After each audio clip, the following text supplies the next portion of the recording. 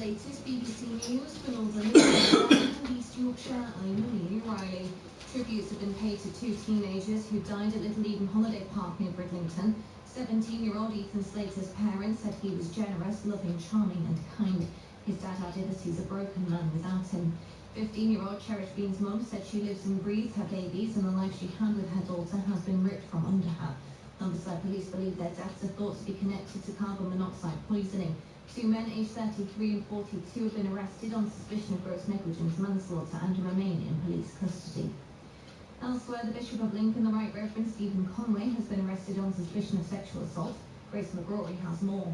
Lincolnshire police said an arrest of a 68-year-old man was part of an ongoing investigation following an allegation that a man was sexually assaulted between 2018 and 2025. It came after the Church of England said it had suspended Conway while a safeguarding complaint was being investigated. The Diocese of Lincoln confirmed to the BBC that the initial complaint against him was made to the Church's national safeguarding team at the end of January. Conway has been released on conditional bail. The BBC has contacted him for comment. The leader of Hull City Council says Hull KR being crowned World Cup champions is brilliant for the city. They beat Brisbane Broncos on Thursday night and the Robins now hold all four major trophies after their historic treble-winning 2025 season. Mike Cross says the win will help put the city in the spotlight for sporting achievements. I know not everybody in the city supports Hull KR necessarily, but hopefully everybody can agree that this is fantastic news for the city of Hull, that we have club from Hull are world champions. That is just amazing, and I think we should all celebrate that. And it's just brilliant for the city to be put under spotlight in the gaze for the sporting achievement. And so, hats off to the club, what they've done over the years. The RSPB at the Blacktoft Sands in East Yorkshire says they've seen what they call crazy numbers of lapwing birds at the nature reserve. The lapwing is on a red list because of its declining numbers, but over 2,800 have been roosting on the reserve's wetlands, with 6,000 on the Humber. Pete Short is the RSPB Humber Reserve Site Manager. We've had a peak of over 6,000, which is really fantastic, especially as lapwings nationally are declining in their breeding populations. Yorkshire Rally driver Ian Jarvis is competing in the East Riding Stages Rally tonight, 37 years after winning the UK State Driver of the Year competition. Rally cars will be running through Beverley and Holderness this weekend for the country's largest closed road event. Ian says there's 160 cars taking part. 160 is a lot, and that makes it so the East Riding Stages one of the most successful and largest events of its kind in England. And it's a fantastic event, and it attracts drivers and competitors from all over the country. BBC weather, variable cloud and some bright spells today. Rain will move in as the day progresses with highs of 12 degrees. That's the latest. For an update anytime, ask your smart speaker to play BBC News for Humberside. BBC Radio Humberside Sports.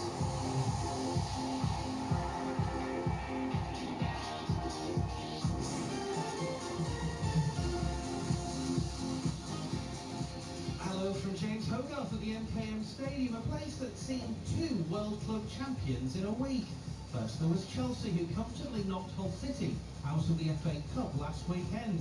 It's back to the Championship for the Tigers today, at the first of two home games in a week, starting with a visit of Queen's Park Rangers. Commentary today from Swaddy and Chris Cooper. 10 minutes ago, James, we heard You Win Again by the Bee Gees. It's about time City found that winning thread again. 3 in the Championship without a win. 4 changes to the starting lineup from Chelsea from a week ago. Perhaps crucially, top scorer Ollie McBurney returns. Also back in the side, Panda, McNair, Gelhardt and McBurney as a stay. Kick-off in 25 minutes. To two teams who promotion at the end of the season would be out of this world. Grimsby Town and Scunthorpe United fans don't have to travel to the ends of the earth, but they have got long trips. Commentary later of the Mariners at Bristol Rovers, whilst it's Aldershot for Scunthorpe United. Then Humberside Sport Live is back later for Hull FC's trip to Wigan Warriors. Every game live. BBC Radio Humberside Sports.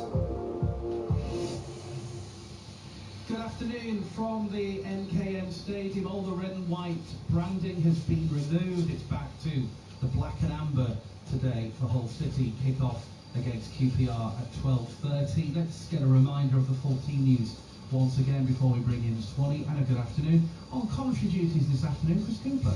Thanks, James. People have welcomed me here today because I've got a good record watching the Tigers so far this season. A few changes then, as we expected from last Friday night. The first of which is in goal. Bopando is back. Then the back four is Coyle, Egan, McNair and Giles. That's Slater and Amir holding, and then Miller, Gelhardt and Hirakawa supporting Ollie McBurney up top. As far as QPR are concerned, they're without a couple of key players, particularly Steve Cook at the back. So Amadou Mbenge is coming in to replace him, and Rayan Colley is starting in place of Daniel Benny.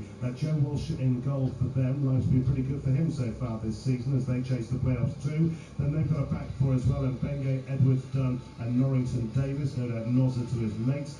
Hayden and Madsen holding midfielders, Sato, Colley and Vale across the three, supporting lone striker Richard Koenig. Bring in Swanee at this point. Afternoon to you, Swanee. Good afternoon, James. Oh, is it? Yeah, just afternoon. Yeah, just about 5 minutes into the afternoon. So, Hull City probably back to what you would say with it reason is the first team, the first pick 11, would you say? Full strength team, would you say, at this stage? Yeah. Okay. Charlie Hughes is the obvious one. We'll come on to that in a sec. But barring him, Well, we're not far away, are we? But what we've got to stop saying is this is a great time to play QPR, because we did the same thing against Watford, the same thing against Bristol, who both have poor records coming into play against themselves. But what I would say is, like, we've had that break. There's a great break, obviously, with the Chelsea game in between, which is come at a great time, I think. Well, the show today, really, but I think come at a great time for them to sit down, assess how good they've been this season, position-wise in the table, to see where they can go now. There's like 15 cup games left, probably 10 of them end up in the playoffs. So it's all in our hands, really. But I'm saying against the QPR team, we should really talk about the teams when we come up against them, because the amount of times it goes flat against us. So it's mainly what we do. If we play to our full potential, we can beat anybody in the league, simple as, and that's the same. We say that with anybody, because the consistency is the main thing that you're looking for. If you can get a run of 4 or 5 games together, if you're in the bottom half, you can end up in the playoffs. That's in mid-table teams, you can end up in the top 3 or 4. So that's as simple as it. Get them run of games together. We're already sure we can do that. But you look back to QPR, not one back. They won 3 out of 4. Then they went forward bounce, something like that. So all teams can do it. It's just getting the grip of it, and like I say, having a break with that, I think it's a great time now to get myself back up and running, especially with 2 home games coming up now. crucially, Charlie Hughes on the bench. We heard in the week that he needs a groin or hernia surgery this summer. On the bench today, do you think is that a precursor to him probably playing less minutes now this season and being used on and off, or with 2 games in a row as Sergei Kirovich targeted one over the other, do you feel? They probably will look at that, depending on the severity of the injury itself. I remember myself, back in the day, I had double hernia and managed me through till the end of the season through injections. It's an hernia, when it gets worse, it's just a pain barrier, really, until you have the operation. So it's how he feels that he can get through. And listening to a manager not long back, he was talking about Oliver Burner when he asked what he was injured with, and he reeled about 4 or 5 things off, and then started laughing. But he's like an old school player that play with knocks. I can't remember myself not even turning up for the game when I felt 100%. He always had something. So looking at Hughes and the way football is at the moment, the protection of him, yeah, I think they will look at the play possibly. No, Matty Jacob, he has an MCL knee injury that suffered on the training pitch. We'll come on to the playing surface in a sec. So, City's injury curse, if you want to call it that, strikes again, and he's just come off the back of an injury at Reading, and he's shown his versatility on and off the bench. Yeah, and he's given himself another chance, hasn't he? He's been thrown back in there again. And we feel for that. But like saying, the bigger picture is the squad, and you look at the bench, you've got another strong bench again today. So that's where you can judge where you are, and I think obviously the transfer window we had in January was really good. So everything's settled now for this last little push, or the last 15 games of the season, to see where it can take us. Unless they build some confidence going into that, who knows where we'll go next season. We need to talk about the pitch, and we can talk about who's just been looking at it in a sec, because Sergei Kirovich, the Hull City head coach, mentioned to me a few weeks ago that he was unhappy with the quality of the pitches at the club's training ground, something that's been brought into question many times, of course, over the years, and seemingly is a talking point currently for City fans as well as Hull FC fans. And we've been asking him to expand a little bit more on the growing concerns that he could be contributing to the ongoing injury crisis that hits the team this season in particular. I know that we invest over 2 million euros or pounds, maybe pounds. We are in UK, so pounds in our pitches. So maybe there is some mistakes that we did there. I don't know when we changing the pitch. So we will see. I think we will change again now after the end of the season. I think we will try to fix this. But one pitch is much harder than other pitch. So this is the reason, because the players are complaining. So even in our main stadium, MKM Stadium, sometimes it's, you know, but the people trying always to sort this out. But it's now it's like this. So we will see.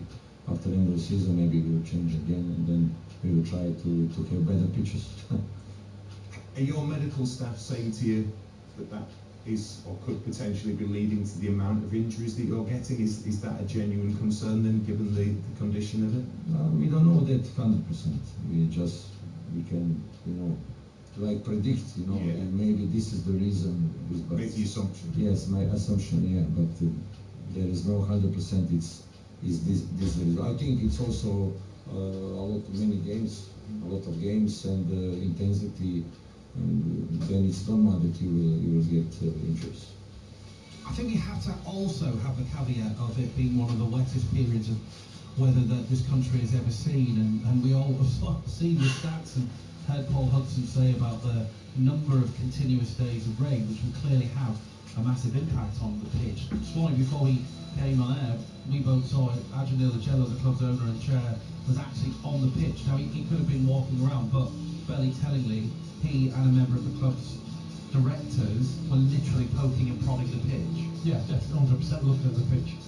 Like I say, everything comes back to finances, and for me, for where we're living in the world now, where we are, the pitch should be perfect week in, week out, regardless to the weather. I know, like I say, a lot of pitches now have got the plastic involved in it. So for me, wherever we seem to go away games, the pitch is normally perfect. And for the reason for that, you just put it out to finances for me. Chris, I think that's a very fair point. We don't know. We know there's a serious financial issue with this football club. We know that there's an element where they are still having to make difficult financial choices, and we don't know what money is spent on the pitch, what they can afford for the upkeep. But one thing's for sure, that pitch isn't right, is it? No, the first thing I would say though is that congratulations to ground staff to get it into the state that they have got it into, considering that last Friday there was the Chelsea FA Cup tie here, then on the Saturday Hull FC were playing the Bradford Bulls, and on Thursday night we had Hull KR against Brisbane here, so they've had those games to contend with. And football matches and rugby league matches do different things to pitches, as you can clearly see, but at least it looks fairly flat. So well done to the staff to get it into this condition that they've got it into at the moment. The other caveat I would say is it's the same for both sides. That's what people often seem to forget. You know, you get one manager moaning about a pitch after a game, usually after they've lost. Whereas if they've got a win on a dreadful pitch, they say it didn't matter at all. Swanee mentioned about the plastic that there is in the pitch. I think it was Huddersfield Town when they moved to their, well, it was a new stadium about 30 years ago, wasn't it? And they were, I think, the first to introduce a level of plastic into it, which is, it's 5% when they do it. And the way that works is it goes deeper down into the ground and then it ties around the roots, so it keeps the roots of the natural grass in. Now, I'm not sure if some pitches are now maybe more 10 or 15%, but the quality of the plastic has changed dramatically as well. It's not like what our parents would have gone to greengrocers and picked up their fruit and vegetables off it. It wasn't like that. You couldn't tell that it wasn't grass. But if there is finance for it, and this might be a radical idea, because I think it's only happened twice in this country before, and that's at Wembley and Tottenham Hotspur. You know what people are going to be thinking now? We haven't got that sort of cash. They've got different pitches. So when they have American football being played there, they literally, and I mean, when I use the word literally, I mean literally, as you know, Jane, they literally put a different pitch on top of the pitch, so they're not even playing on the same pitch. Is that something that could be done potentially here? If you're going to carry on having that's all to do with when they build the stadium, that's all built into the stadium. It actually goes under the stadium and back of one of the goals and things like that. They would have to knock the stand down to do things like that. You might have to take out a few rows of seats to do it to start with, and then put it back. I don't know. I'm not a designer. I just offer it as a possible solution. It's not like a garden, to be honest. The gardening hour is back tomorrow from 9. I do have a lot of and I do know just what it's been like with all this wet weather. Chris will let us know about his brassicas, and they're doing all right actually. The brassicas love the cold weather. I'll bring in red cabbage next time I'm over. I like the slaw, thank you very much. Hull City's Ryan Giles makes it 250 senior career appearances today. He starts, of course, for the Tigers, and says it's a milestone his dad and granddad will appreciate as much as anyone. He's been giving Mike White his reaction to reaching that figure. Brilliant, yeah, I'm delighted with that, really. That'd be brilliant for me, and one I can sort of step over the white line to know I've achieved, but it's ultimately about winning the football match, and I think that's the most important thing right now, and sticking with the group of boys and the staff that I've got, and I think that's the most important thing. We were talking just before we started this, you've got kind of an eye on the next one. You said 400, 500 achievement, you're under 26. Yeah, I'd buy as many as I can get. I'd love 500, that'd be amazing. Keep myself fit, keep myself going, and let's see what happens. But yeah, it's a brilliant milestone for me, and I'm sure once I tell the old man that as well, he'll be buzzing with that one. So yeah, long may it continue. Like I said, let's just keep going and we'll see where he will end up. Does he collect things like that? Has he got memorabilia and things like that? And yeah, he's got everything. Anything I ever get, even it can be something like a man of the match trophy. He wants them all. He wants everything. He likes to give them to my granddad as well, who's still with us now, and he sort of collects some things as well. They follow me all the way through my career, so yeah, it's brilliant for him, and he'll be buzzing once he knows about that one. How big a factor is they've been in you reaching this point then? Oh, massive. I wouldn't be here, I don't think, if it wasn't for them. You know, sometimes you forget about that, and of course you obviously have to be a good footballer and you have to do the right things, and you know, going through that academy process beyond the eye, but also the support. You need that support from your family members, and I like that all the way through my career, and it got me to this point now, and you know, being a professional when I turned 18, and you know, it's all thanks to them. Yeah, and my girlfriend as well, Alex, who's here now as well, she's been a massive support system. They all have, I'm quite lucky like that. I don't take it for granted, for sure. I just want to do them proud, and the more I can do that and lift smiles on their faces, and I think, yeah, half the job's done.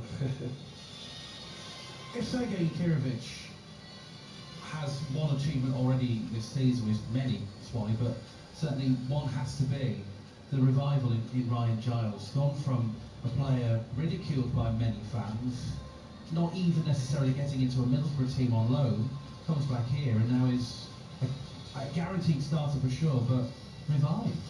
Yeah, and I think he's done that with a lot of players. He's put the belief into the players, and that's why I keep saying at the time, the man's a genius at half time when he sends a different team out. So whatever he's saying and whatever he's doing, he's getting the best from his players to buy into, whether he's got the aggression in his voice, whether he's calm or he puts his arm around them. He's got to handle every player individually, and obviously he's found the best way of handling Giles. And not just him, he's getting the best out of a lot of the players. Let's say you look through the team and you're thinking, a lot of them players might struggle to get in other people's championship teams, but where we've got at the moment, he's getting the best from them. And like I say, we are where we are in the league because of the manager, and that's all down to how he's looking after individual players.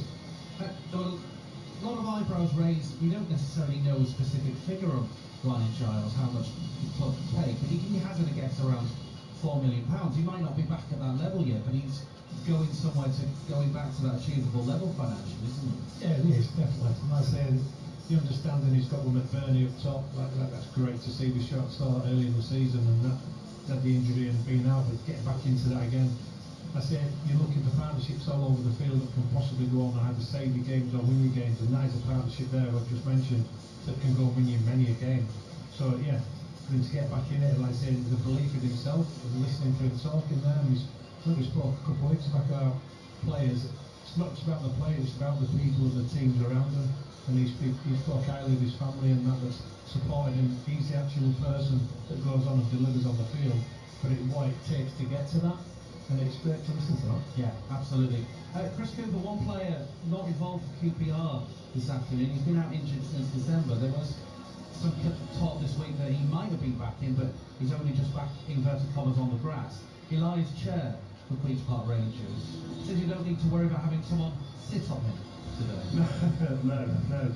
He should score more goals, but he does miss sitters, yes. I've used all the jokes before, not to the Radio Humberside audience.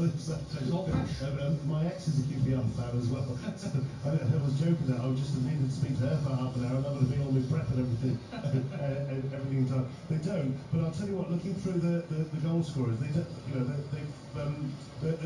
a few players out.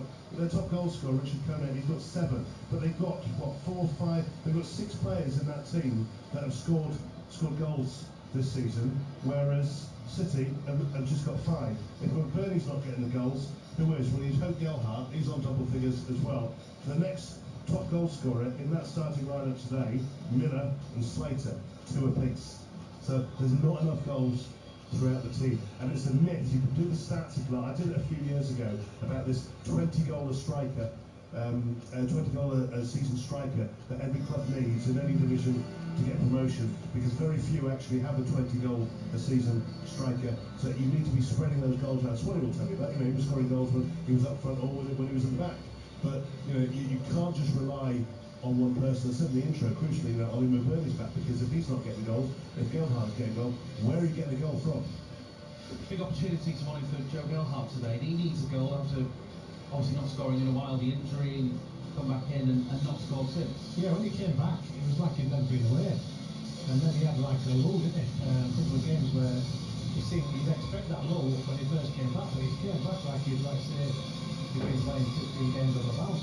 So yeah, he needs to get himself back on track again. We all know what he's all about. And I think that helps. You can't go and do it yourself. It's the people around him, the players around him. We need to be a lot sharper and a lot quicker. The result against Chelsea wasn't the best, but let's say moving forward now, so let's move off the back of that and see where we can take it today. 2 big games starting with this afternoon, and Derby here on Tuesday night. Let's hear from Sergei Yakirovich ahead of kickoff, as he's been discussing with my wife what it looks like being quite a defining and challenging 3-week period starting today here at the MKM Stadium. He told us what his side have to focus on. I think after this now these 7 games, it will be more clear where we are, and we will push. Like there is not that we are avoiding something. We have to enjoy in these moments, and I hope we will start to take points, because we took 1 point into domestic game, and it's not enough. And we will try to get some points in these 2 games. You mentioning 7 games, that starting with this one is Saturday, Tuesday, Saturday, Tuesday, Saturday, Tuesday, Saturday. How big a test of your credentials is this? It's a very big test. It's a very big test, and this is the reason why I explained about every player in this squad. It's very important, because 1-2 injuries can change the picture completely. So it's very important that we are healthy, and that we can try to get more points from these 7 games. The last time you played QPR, you let 2 leads slip in the game down at their place. What do you remember of that? That we have a very demanding team against us, very dynamic, very dangerous. If you lose easy ball in the midfield zone, the counter-attacks are very dangerous. They can punish you. Also in the last third, they are very calm on the ball, a lot of combination, and also from set pieces they are very. I think they create most chances in the league from set pieces. So this is what we know. We prepare something, of course, and we will try to avoid these situations, and maybe put them under some difficulties for them that we are capable to create, because we are playing at home. We lost also a lot of points at home, so we must change. And but we are aware of everything. Sometimes you lose at home, and then away you will take 3 points. There is championship. There is no favorite. We prepared everything this week, and I hope we will perform good, and that we will take 3 points. Sergei Yakirovich talking to my wife. So we are about to bring you the first of 4 big match commentaries on Humberside Sport Live. 2 shows, 4 commentaries. We begin with Hull City. Players due out shortly against Queen's Park Rangers. Kick off after this. It's time to talk all things gardening. Gardening hour. This is an interesting question. When can I prune it? What kind of feed would you recommend? I'm thinking of planting the smallest trees. Take the secateurs and give those a wee snip. As soon as you start to see the new growth, that's when you go in and do it. This might not be a bad place to have a go with spinach or Swiss chard. White with a yellow centre, masses of flowers, and very fragrant, of course. That is what gardening is all about. We grow happiness and we grow pleasure. The Gardening Hour. Sunday morning from 9. Just ask your smart speaker to play BBC Radio Humberside. To get the latest on Hull City, click subscribe on BBC Sounds. No early kick-off in the Premier League. There are 3 early kick-offs in the Championship. Elsewhere, Stoke City and Leicester City in an East Midlands derby or a Midlands derby. Swansea against Bristol City. Those like our game here. 12:30 kick-offs. In League One, Plymouth against Cardiff. It's Rotherham versus Doncaster in the South Yorkshire derby. And Wycombe Wanderers take on Stevenage. And in League Two, a couple of games for you. Fleetwood against Barrow and Swindon Town against Crewe Alexandra. All the games in the National League begin at 3 o'clock, barring one late kick-off. Truro against Gateshead. That is some distance for those Gateshead fans to travel. At least it's on a Saturday and not a Tuesday night. So, BBC Radio Humberside, Humberside Sport Live for this part of the programme. Commentary shortly on Hull City against Queen's Park Rangers. You can join the conversation whenever you like by texting 81333. Start the message with the letters RH. You can WhatsApp as well, 08000 321 333, and you can get involved on social media throughout the day at Humberside Sport. That is where you'll find throughout the day the links to the post-match interviews. Every single post-match interview we drop on its dedicated fan channel on BBC Sound. So if you're looking for the Tigers later on, just search for Hull City, hit that subscribe option and you're guaranteed to find it later on. In fact, we get a push notification as well. So we've got commentary of Grimsby Town against Bristol Rovers. That's a 3 o'clock kick-off.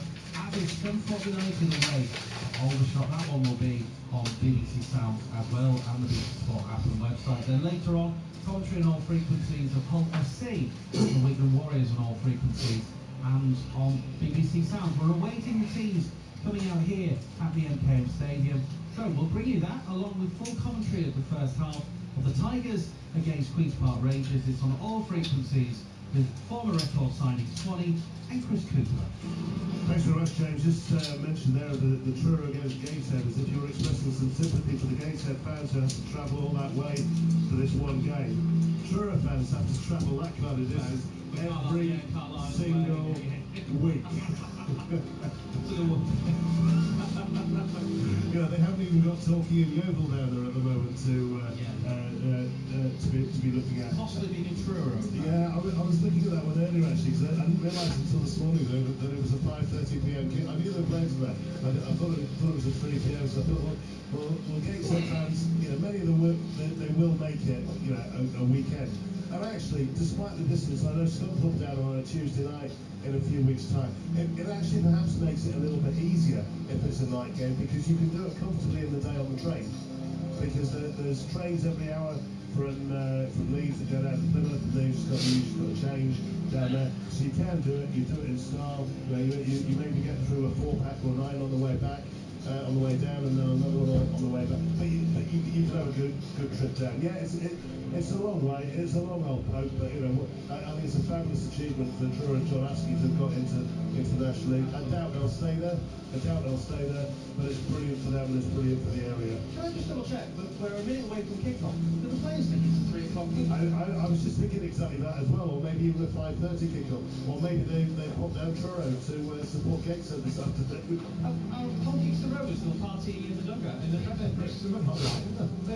This is BBC Radio Humberside. We've normally, we'd have seen these people stop in a minute. Well, here we are. There we are. The players are finally coming out. So let's bring you commentary of the Hull City Championship game against Queen's Park Rangers in the company of former record signing Swanee and Chris Cooper. Well, Andy Manley will have pressed the buzzer, won't he, for the players to come down. Maybe the batting's gone in the buzzer. I don't know. Maybe his watch was wrong.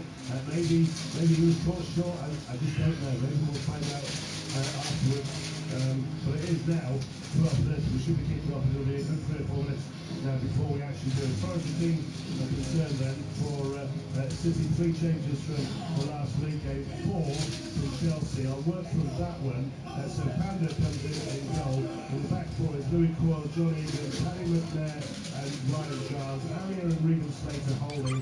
And then Joe Gelhardt, Hugh Hirakawa and Liam Miller all supporting the returning Oliver Burney. As far as QPR concerned, we think likely to play a similar kind of 4-2-3-1 formation with Joe Walsh in goal, then Ronnie Edwards, Jimmy Dunn, Amadou Mbenge and Reece Norrington-Davis all the way from Sheffield United at the back 4. Nicholas Madsen and Isaac Hayden holding midfielders, then Ryan Coley playing in the number 10, so supported by Harvey Bell on the right, Coco Sato on the left with Richard Coney, their lone striker. As far as the pitch is concerned, it's flat. Yes, there probably is going to be occasionally it's going to cut up. There's even ground stuff at the moment still out there with clogs and forks or whatever, but it is the same for both sides. QPR, they've not brought a massive contingent with them, maybe 400-500, just outside the playoffs, but also just outside the relegation zone if you want to look at it that way, although the way that point selections are counted this season, bottom end of the championship, there's probably only one team which is going to be in peril because of other teams. Well, Sheffield Wednesday could actually be relegated this afternoon, which I think would be the earliest in a proper 46-game season that any team has actually been relegated. James Hogarth is wincing there, and they've still got 2.5 months of being a relegated team to get up and get going. Last time I saw City Swanee was against Swansea, when in the first half, to coin a phrase, world beaters, second half, panel beaters. Results since would suggest it's been more panel beaters than world beaters. Yeah, I think you're right. I think we need to get back on track. This is the first time I've seen what I've just seen there. As we've run out there, QPR's gone to the left-hand side to warm up, and then I thought, no, that's where we warm up. And they've gone to the left-hand side, which is say, move. So in my eyes, we've won them the look there, we've won the battle already there to shuffle them back over to the other side of the field. But yeah, I think we need to get back on track, and I think the break with the Chelsea game that's coming between all that could set us up now for this last push, the last 15 games of the season. Right, well, we are about to get underway now, and it's going to be QPR to kick off, kicking from right to left as Wheeler from the top of the West stands. So we'll be attacking the goal to our left-hand side, behind which is probably 60-40 in favour of Hull fans against QPR fans over in that corner. And the ball immediately played back to their goalkeeper, Joe Walsh. Walsh kicks in long down the right-hand side. It's just kept in play, comes into the middle, looking there for Colley. Distinct hairstyle Ryan Colley has, a little bit like that player from Chelsea. I wonder if they've got the same hairdresser, or maybe if you've got hair like that, no hairdresser. Yeah. Well, I think he's not getting a cut, is he? You're not going to miss that at all. That is a push. Maybe he's waiting until QPR win 5 games on the trot. Could be waiting a long time. Away from home of late, they've been poor, and they lost at home last week to Blackburn Rovers, who won here as well earlier on in the season. But overall, it's been another season to forget by and large so far for QPR, who, if Bristol City were to get promoted, then QPR, I think, would be the team in the championship for the longest. Bristol City currently holding that honour, if you can call it that. Ball's kicked out of play by City down their left-hand side, out of play for a throw. Well, we've had a minute so far, but I don't think the ball has been either side of the rugby lines, which you can still quite clearly see there, the 40-metre mark. We need to get off to a good start, don't we? We need the tempo right. If you don't start right, the game can just drag along, and we could, like I say, come down to their standards. So we need to start bright, quick, sharp.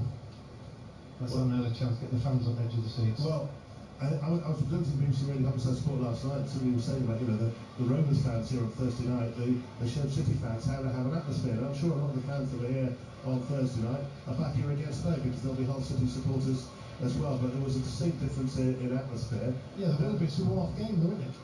Come on. It's not like a league game, is it? I think so as well. But also, you need what's out there on the pitch to be helping to bring the atmosphere. You know, I'll go back to that game against Swansea in the first half. It was superb. Bit of wrestling going on there, but barely dragged to the ground. Referee says nothing's doing, and QPR get the ball clear down the right-hand side. Vale has it. QPR have these dreadful numbers, red numbers on blue and white hoop shirts, and it really is about time that the EFL came into line with UEFA and the Premier League, that if you've got stripes or hoops on your shirt, you have to have a plain patch on the back so the numbers are clear. Now, City on the prowl, down the left-hand side, can they get the ball into the middle? It's a decent effort, just wide from distance, just wide. That's exactly what I'm about. A great little 40-50 yard diagonal pass by Dell out in the centre, which was said today is a big game for him to get back on track. Turned inside, great diagonal ball out to Miller, overlapping run by Giles, which took a defender with him, which allowed then Miller to come inside, tried to whip it into that far left-hand corner. And I thought the keeper got a touch here in full stretch there. Obviously he didn't get a touch on it, but yeah, it's a great start. That's what the fans needed. He's got a strapping on his right wrist, was Liam Miller. He's had that a while, to be fair. I couldn't remember it from previous games. Here we go then, Messi back inside the penalty area with a goal kick. Oh, place the ball, place the dearie me. We're down to the last 86.5 minutes. QPR are wasting time already. The referee spotted that. It looks like this goalkeeper's going down injured when off the ball. It's called a tactical timeout, I believe. It's now being referred to. Didn't help Arsenal the other day, did it? Didn't help Preston North End last night either, as QPR trying to come forward. They're attacking down the left-hand side at the moment, playing little triangles, and City trying to win the ball back, and they do get the ball back as well through Slater. Slater plays it infield, switch play out to the left-hand side from Amir. He was looking there for Liam Miller, couldn't pick him out, but City do get the ball again. And on the right-hand side now, the skipper Louis Coyle. Midway inside the QPR half, ball up towards the edge of the area, goes into the box and is easily collected by Mbengwe, who hits it forward first time, and Pando comes to it and knocks it out of play. And I do believe the sun is trying to shine at the MKM Stadium. Yeah, it's coming through. It's going back to the ball there, where Amir tried playing out to Miller first time. The pitch had a bobble, and that's what he's on about. Not being able to trust the pitch at times, and playing sharp, quick football. The ball's coming to you, you're trying to play it first time like he did there, bobbled up. So it's just got out of play for a throw to QPR deep inside their own half. Do you go for a hoofball then? No, I wouldn't say go for a hoofball. I think you've got to continue playing what he knows right, and open it doesn't affect you. It's on that occasion it did affect us, and that's where someone sitting near the chairman saying, look, that is how it can affect you in a game, because there's a better ball out there, Miller goes through. It could be, I'm not saying it would have been a chance on goal. 0-0 on BBC Radio Humberside Sport. First of 4 commentaries today from 3 o'clock. Bristol Rovers against Grimsby Town, and also Aldershot against Scunthorpe United. And then from 8 o'clock tonight, Wigan Warriors against Hull FC. You need to go nowhere else for your fix of sports this Saturday. As the sun is coming out, it's getting a little bit warmer, and the thermals are being put to the back of the drawers once again. Well, Hull City have the ball inside their own half. Now it's up over halfway for Ryan Giles, 250th appearance in senior football for him today. Great if he would get a goal. That really would be a collector's item. I think you have to go back about 6 years to find his last goal. The ball goes out of play for a City throw, just up over halfway, left-hand side, just knocked out there by Hayden. And QPR have got everybody back inside their own half, with the exception of Colin at the moment. Now a couple more come forward as City play the ball back over the right-hand side. It's with Louis Coyle, who slows things right down. Does the state of the pitch affect the tempo of the game, do you think? Obviously, I think it affects the time and pass that you get. But so does that affect the tempo too, as City try to come forward? But Burnley just inside the area, nicked away off his tempo and put out a play for throw it down on the left-hand corner flag. It can afford the tempo, obviously, yeah. Because it's all down to trust, and you've got to try and forget about the pitch. Otherwise, you would completely play a different game altogether. 0-0, throw in taken quickly.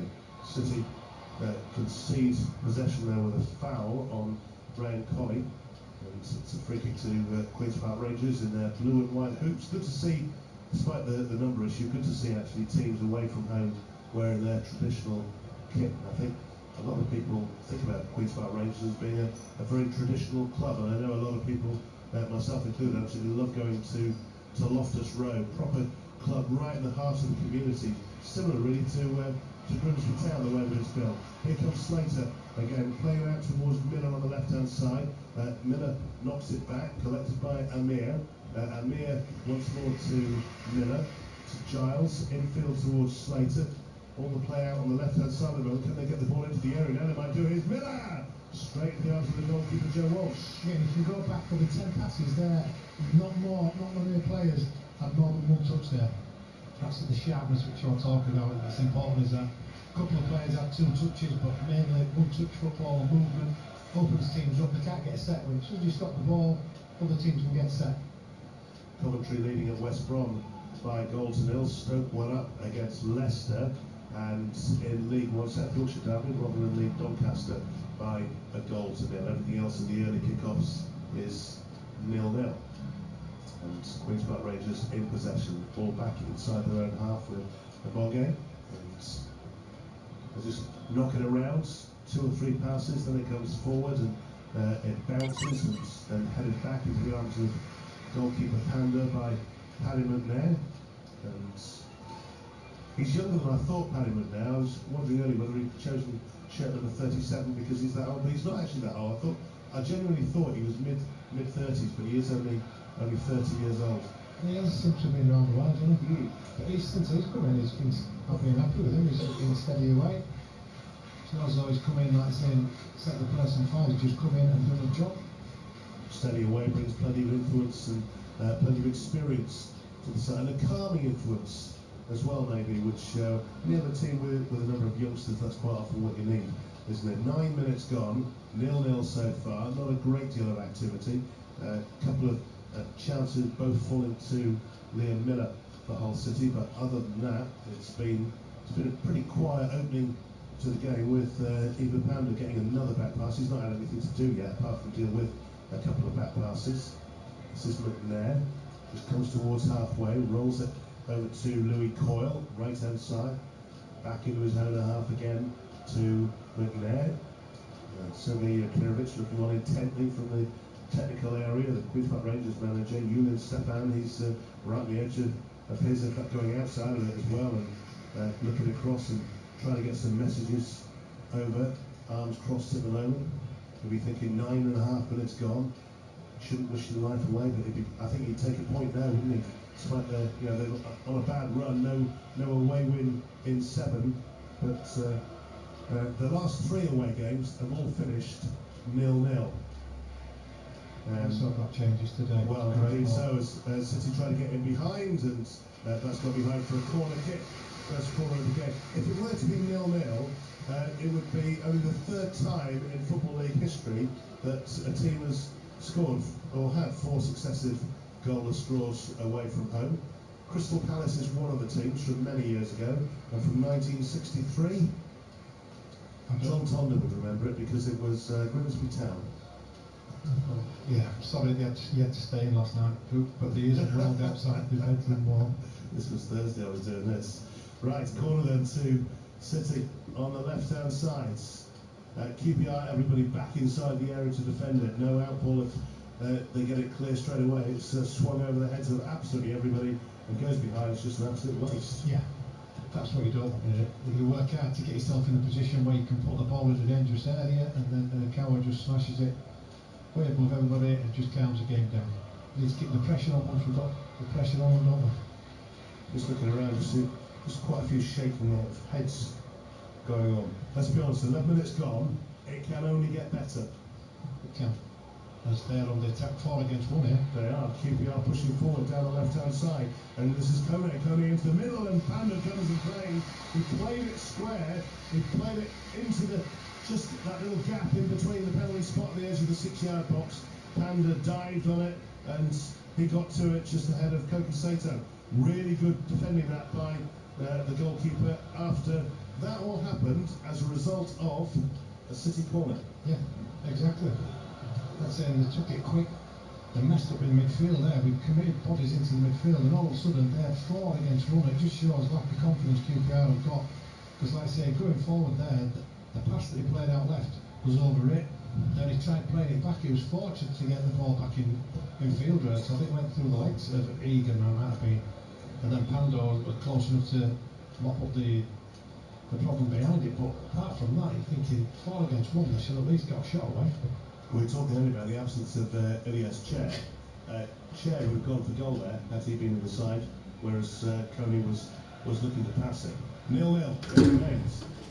That's the first shave that City have had, and it's also the first serious intent on goal. A couple of shots earlier on from Liam Miller, one of which went wide and the other was well saved by Hal Comfrey at the near post. But that's the closest we've come to a goal in the opening 13 minutes on BBC Radio Humberside Sport. Chris Cooper sitting in for Mike White today, Peter Swan alongside me, and then we've got Bristol Rovers against Grimsby Town and Aldershot against Scunthorpe United from 3 o'clock this afternoon, and from 8 o'clock tonight Wigan against Hull FC as City come forward down the left hand side, up over halfway, pushing forward. Now McBurney's striding down the middle, trying to get into the path of the ball if it comes his way. It didn't quite reach him, instead it came to Gelhardt. He heads it over, and it's a good response to what we saw a moment ago at the other end. Yeah, it's a better response. Like I say, a great play by Eddie Coward on the left hand side on this occasion. He had supporting Miller, which I thought he should have used him, but then he used his pace to go around the outside of him. It's a great ball. He probably stood about a foot too high there. All that had come in. But the pace he was coming into his head, all he could do was try and direct it. And obviously, with it being a bit too high there, he was always going to go over and widen the post. But yeah, good response. Well, 3 attempts so far from City, and maybe we are getting closer to a goal as a lone goal flies over the MKM Stadium. A bit early for the deposits of chips and pies and whatever that they like. Is City are over halfway once again, and flicking the ball forward up towards Hirakawa. Couldn't get there though. Miller jumps, goes over his head. Just behind him is Giles, and City gets it back. Giles with it, plays it short, just to his right hand side to Amir. Amir back into his own half. And this is McNair. You just feel the last couple of minutes good for building into the game. You get that sense that, and I've noticed that when I've worked with you, you can always seem to tell when within a few minutes maybe of a goal, you sense the Mystic Meg to my left. Yeah. No, it took a while to settle down, but you can feel now they are into the game now. Is that partly getting used to the pitch and thinking, well, we've got to adapt because there's a bounce here, a bobble here, there's some unpredictable bits, it will cut out. It's already started to cut up in the middle, so you can't think, well, it was fine a moment ago, now it still will be. So we've got a free kick just over halfway. I don't think the players will have that in the net, to be fair. I know that it will be on certain passes and things, but the manager knows what the pitch is like, he knows how he wants them to play, so they're going to have to go out and try and play the way he wants them to play, regardless to the pitch. If that's the case, like I say, we have to change complete that different tactic. Well, you've been saying about or commenting on the state of the training ground pitch as well, isn't he? So they should be used to playing on this sort of surface. They've Coyle with the free kick in, wasted straight into the arms of Walsh, the goalkeeper, who throws it out quickly, and QPR are immediately on the attack down the left-hand side with Norrington Davis. Plays it back into his own half. It's over towards Edwards. Edwards coming forward, points it over halfway. Vale out to the right-hand side. Benway is out there, and back it goes once again towards halfway. They're pretty confident on the ball. It would seem stroking it around until they get to the final third, because they've only done once. QPR. And then they fell to pieces. And then they did fall to pieces. And Benway let it go once again. Walsh, the goalkeeper. Atmosphere flat.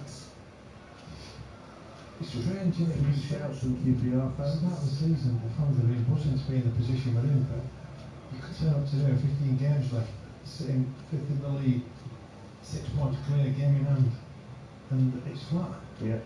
Ronnie Edwards, who plays it across towards Benway, and I could play this match at home. It is, and people go, oh, early starts, things like that, and I think that might have been the case in the early days of early kickoffs, but we've got used to them now. haven't we? Yeah. Here's Collie, left-hand side for QPR, dispossessed there well by Coyle, and a foul on McNair by Collie, and just outside the penalty area, and Panda will take that one. 17 minutes gone. Whoever has the task of editing the highlights for this tonight, I think so far they will have 2 attempts from Liam Miller and 1 attempt from QPR, but it's pretty much slippers on, feet up for any editor highlight person tonight so far. It's an easy day for them at the moment. Yeah, very easy day. Coyle. It's like when we got the free kick deep in there, it'll be 5-10 yards from our byline. I'm thinking, get on the ball, play it quick.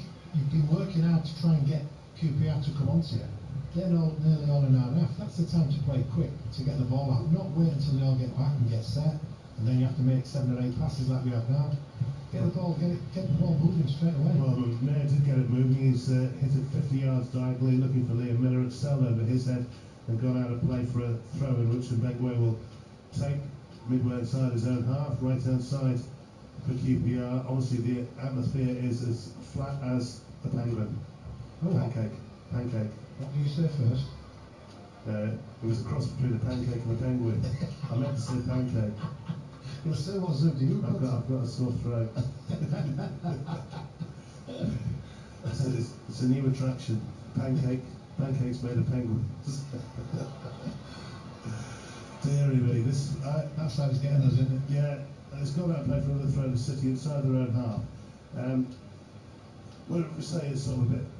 This game is rubbish. This is absolutely awful. This game, apart from 3 little bright sparks individually, but it's just awful. I'm looking at the midfield players like it can only get better. I mean, it's like they've got 10 yards there in the midfield where there's nobody around them. Go get the ball, get on it, turn, bring the players into you, then you can start using the players up top there. There's loads of space out there. Panda has probably touched the ball as many times as anybody else, but purely from back passes and not under pressure back passes either. Coyle now down the right-hand side, turns it forward. Gelhardt's come over to this side. He's been tackled by 2 of them, and he's gone out of play for a throw to QPR. There's no plan to that, no pattern to that, was there? Played into him, bodies around him. He was just wrestling with the ball about the time before they took it off him. Tony's played it back towards halfway.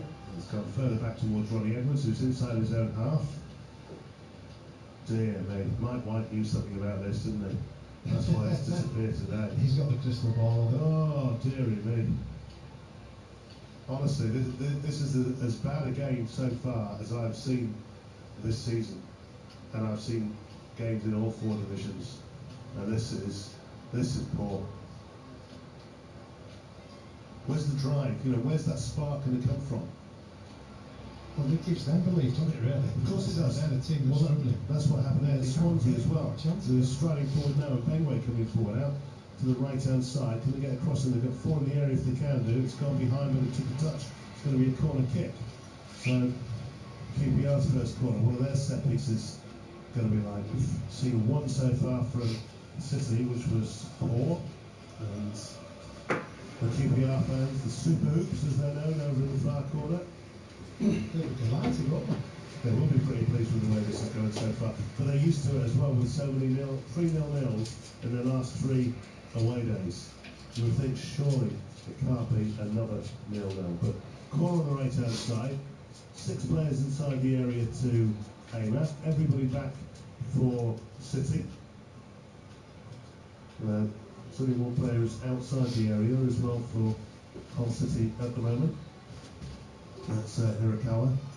Corner then, right hand side, and it comes and it's gone in. No, I don't think that touched anybody. I think that's gone straight in from the corner on the right hand side from Queen's Park Rangers, who take the lead almost midway through the first half. It looked like it was going to be a straightforward take for the goalkeeper, but I think it's just gone straight in, and nobody has got a touch on that whatsoever. We don't see replays here. I would like to see a replay, but I think it's gone straight in from the Queen's Park Rangers corner, and Rangers now lead by a 1-0. Yeah, I was watching when the ball came in. I was watching Pandor. There was like 3 or 4 bodies around him.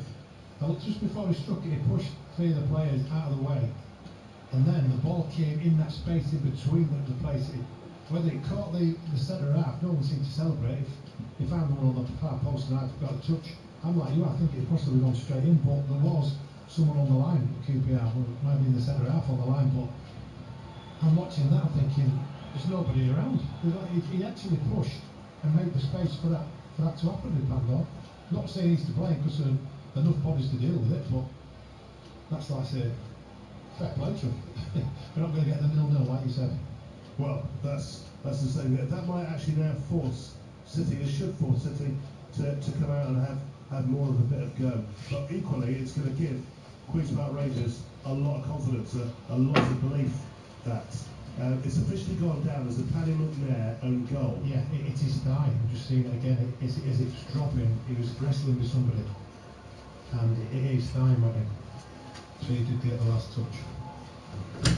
Well, the assist will certainly go down to the corner taker, and QPR come forward again now, and the sun is shining on a third of the pitch, a far third of the pitch, certainly not shining on City at the moment. If they don't win today, then they'll be 4 in the league without a win, which would be their worst run this season, if you discount the end of last season and the start of this season. They really do need to be getting back to winning ways if they're going to be serious about the playoffs. There's another, 7 games is it before the international break at the end of next month. QPR on the forward thrust again. Offside flag has gone up this time though. There's going to be a free kick inside the City penalty area. But you know, what are you seeing out there at the moment, Swanee? Are you seeing anybody? You're seeing a flat performance. You're not seeing anybody like going around and trying to grab people. No, metaphorical throat. No, not always. Like I say, that's where you look for you. It's like I say, your Ashbys of the world that's there. This is right. Come on. And it's like you're looking down there, and no one's having a go at anybody. They're just all doing their own little bit. Which that little bit's not good enough, is it, at the moment? 1-0. Queen's Park Rangers lead. Paddy McNair, an own goal from the corner on the right-hand side. And how frustrating is that? Very, very frustrating for City. It is, like I say, when you put yourself in this position, and it's not a decent position, it's a fantastic position. 6 points clear in the game in hand. And like I say, performances we've been playing the last couple of weeks, you think, come on, we need to only raise the game another 10% and get in the playoffs. Well, going to have to raise it because there's still a third of the season to go. So you know there might easily be 1 or 2 of those teams outside the top 6 at the moment, thinking about making a run for it. The top 2, certainly Coventry, who are winning away at West Brom, they're gone, aren't they? But plenty of other places up for grabs. But it was Harvey Vale who was taking the congratulations from his teammates for that corner. But McNair covers it with just looking there. Well, there's a clash between McNair and Sato. Free kick to City outside the penalty area, and McNair plays it back to Panda, who's closed down, but Panda gets it clear and up over halfway, with Birmingham being held there as well. And that has been given as a free kick. Jimmy Dunn all over him like the proverbial rash. 25 gone on BBC Radio Humberside Sport. Queen's Park Rangers leading by a goal to 0 on our first of 4 commentaries today. Gelhardt down the right, picks it forward for Hirakawa. Into the middle it goes. It's cleared away there once again, and it comes back out for Gelhardt to have another go. Left-footed this time. It's easy dealt with there by QPR and put out of play for a throw. And Hirakawa's going to do a bit, aren't he? Simple as. He's got himself in a good position. For me, he hadn't lifted his head up there because he could have passed the ball past the defender. He had loads of space. He was only 3 or 4 yards off in there. And without thinking, he just tried whipping it in. Where if he'd got his head up, he could have realised he could have passed the ball around him, still into the danger area where they wanted to get the ball in. 27 minutes gone. 1-0 to Queen's Park Rangers. Paddy McNair own goal from a corner. Hit him on the goal line and went in. The fans are starting to be a bit disgruntled at the moment. I can feel them. Well, and he understands it. Yeah, indeed so. And the old argument about, well, this is where the team needs them, get behind them, trying to create that atmosphere. The fans trying to feed the players rather than the other way around. But it's not happening. And to be honest, there's been very little out there for the supporters to get too excited about so far at all today. QPR pushing forward, and they've got another corner. And we all know what happened last time. They got a corner on the right-hand side. So again, Vale will go to take it. And high five from Benge towards him. So watch to see what pushing and shoving there is just inside the 6-yard box this time. There's only one Queen's Park Rangers player actually inside the 6-yard area. That's Kone. He's now being joined. And the usual pushing, shoving and scrapping. And Vale with another left-footed corner from the right-hand side. Where does this one go? It's a little bit deeper, and it's going to go behind and straight out of play, and it's going to be a goal kick. Same sort of setup for QPR, but it's not the same delivery, was it? No. I don't think the exact same thing. That many bodies in there. It didn't help that, like I say, I think they only had one player. They had probably 3 players in and around Fandor, which made it even harder for the keeper to come and collect. 28 gone, 1-0 to Queen's Park Rangers. Big half-time team talk coming up if it stays like this. And changes. You need someone out there who you've mentioned already about the drive, the passion. Where's that? Well, when you look at the bench, is there someone on that bench that can provide that? When you look at the outfield players, Charlie Hughes as well. Charlie Hughes, yeah, definitely. They certainly would. The pace of Kumas up top, absolutely. Yep. At the moment, could change anything, couldn't you? Like Giles there, keeps a little pass away. 15-yard ball, plays it straight to his feet, not even nowhere near getting past him. QPR then just gone and played it straight out of play for a throw-in. Well, the manager is not afraid to make changes and make big changes, whether it's 2 or 3 substitutions or changes shape of the team. Could we do it before half time? Well, I always think that sends out a message to the team. Yeah, I think so. Do you play Kumas alongside with Burnley? Yeah, but it's not that at the moment. It's like it's the drive behind it to get up to that final third, isn't it? Here comes the ball now aimed towards. He's an outlet, like you're saying. He's an outlet if you get a chance, but at the moment. Well, QPR go back, they lose it in the centre circle, and the City fans are urging the team to push forwards. It's with Slater back out wide to the right to Coyle into the middle, but Burnley tries the overhead kick, goes wide, no real power on it. You see exactly what he was trying to do, but at least he's given the crowd something and has got them going a little bit. Yeah, that would have been a worldie, wouldn't it? I think he realised himself it was a bad touch in the first place, which made him go for that shot. Because they're no pass on for him. He got his back to goal and his touch has gone up in the air, and he thought he might as well try it. Well, he's done that. If it comes off, it looks like he meant it.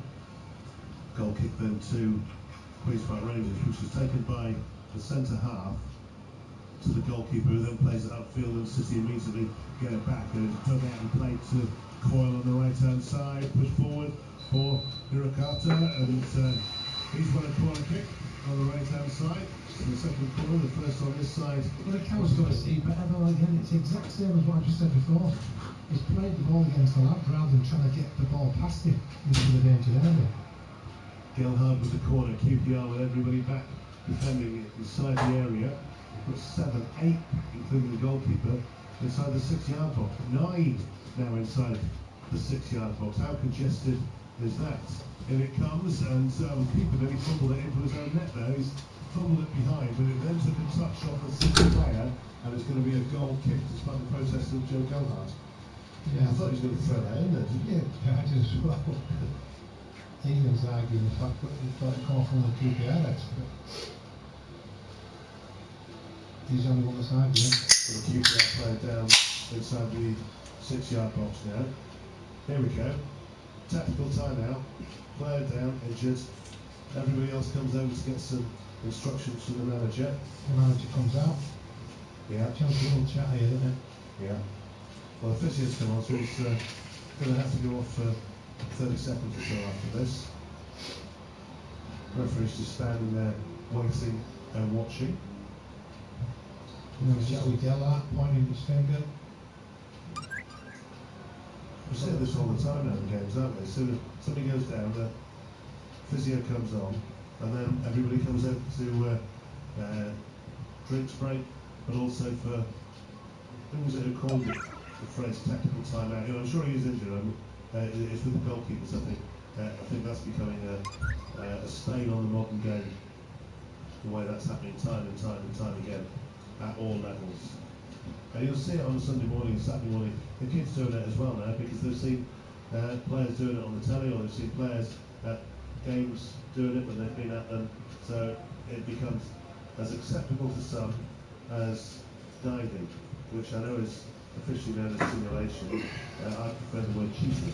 Yeah, I am a cheat. I'm not a cheat, I am with you on one of the lines.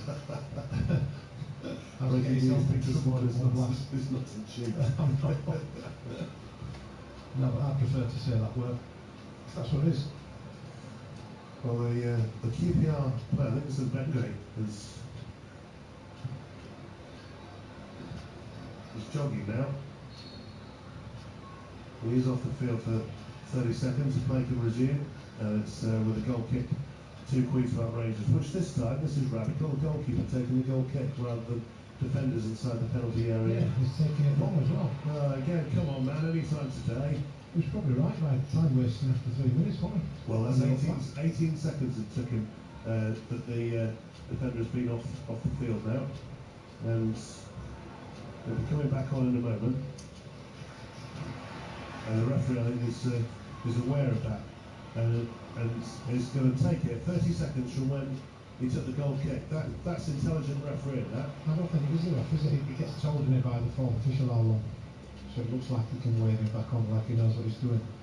Well, I'm not saying he doesn't know what he's doing, but he's got enough to look at. The referee today, by the way, is Andy Bradley. It's very rare that you see him in the Championship, mainly Premier League referee. The football today has been anything but Premier League quality. When you think that we've had, James made a really good point, we've had world champions here in the last 2 matches here. Not today. This is Liam Miller now. Left-hand side. It's got support outside of him from Giles. It's played in towards McBurney. It's kicked clear, but Miller gets it back again. Giles is over there. So too is Amir. Amir outside the area.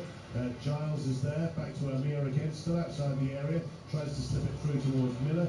Kicked away there by QPR up over halfway. And the only player there is Igor Pandor. And he's all purple kit. Places his foot on the ball and being urged to get on with it. And he does now pass it forwards up towards halfway, square to Paddy McNair. McNair out to the right-hand side for Louis Coyle. Coyle nudged it forward to Gelhard. Nice bit of football, and then Hirakawa is the target, doesn't get there, and doesn't even get the throw. It's gone out of play. It's a QPR throw, just about level with a penalty spot, I think, on their left-hand side. 10 minutes to half-time, plus some stoppage time, 1-0 QPR. McNair a goal after 22 minutes. And as far as City are concerned, this has just really not got going there. They've had a couple of half chances, a couple of attempts on goal, a couple of corners, but there's not been any spell where they've really sort of been dominating and threatening and pushing forward all the time and attacking the goal to our right-hand side. They've had plenty of possession, but it's what you do with it that counts. And they've got possession again now with the force in it, aren't they? It's a big force there. Big drive, the ball, goal kick. Like I say, for me, our two main players today is Miller and Gelhard. They're the ones that, when they get the ball into them, they can. It's one of them games where you need some individual brilliance to probably open the team up, and they're the two that, for me, that's got an opportunity. They're the ones that, when they do get it, they've got a bit of brightness about them. So for me, you get the ball into them as much as possible and try and get that bit of confidence and belief back in your team through them.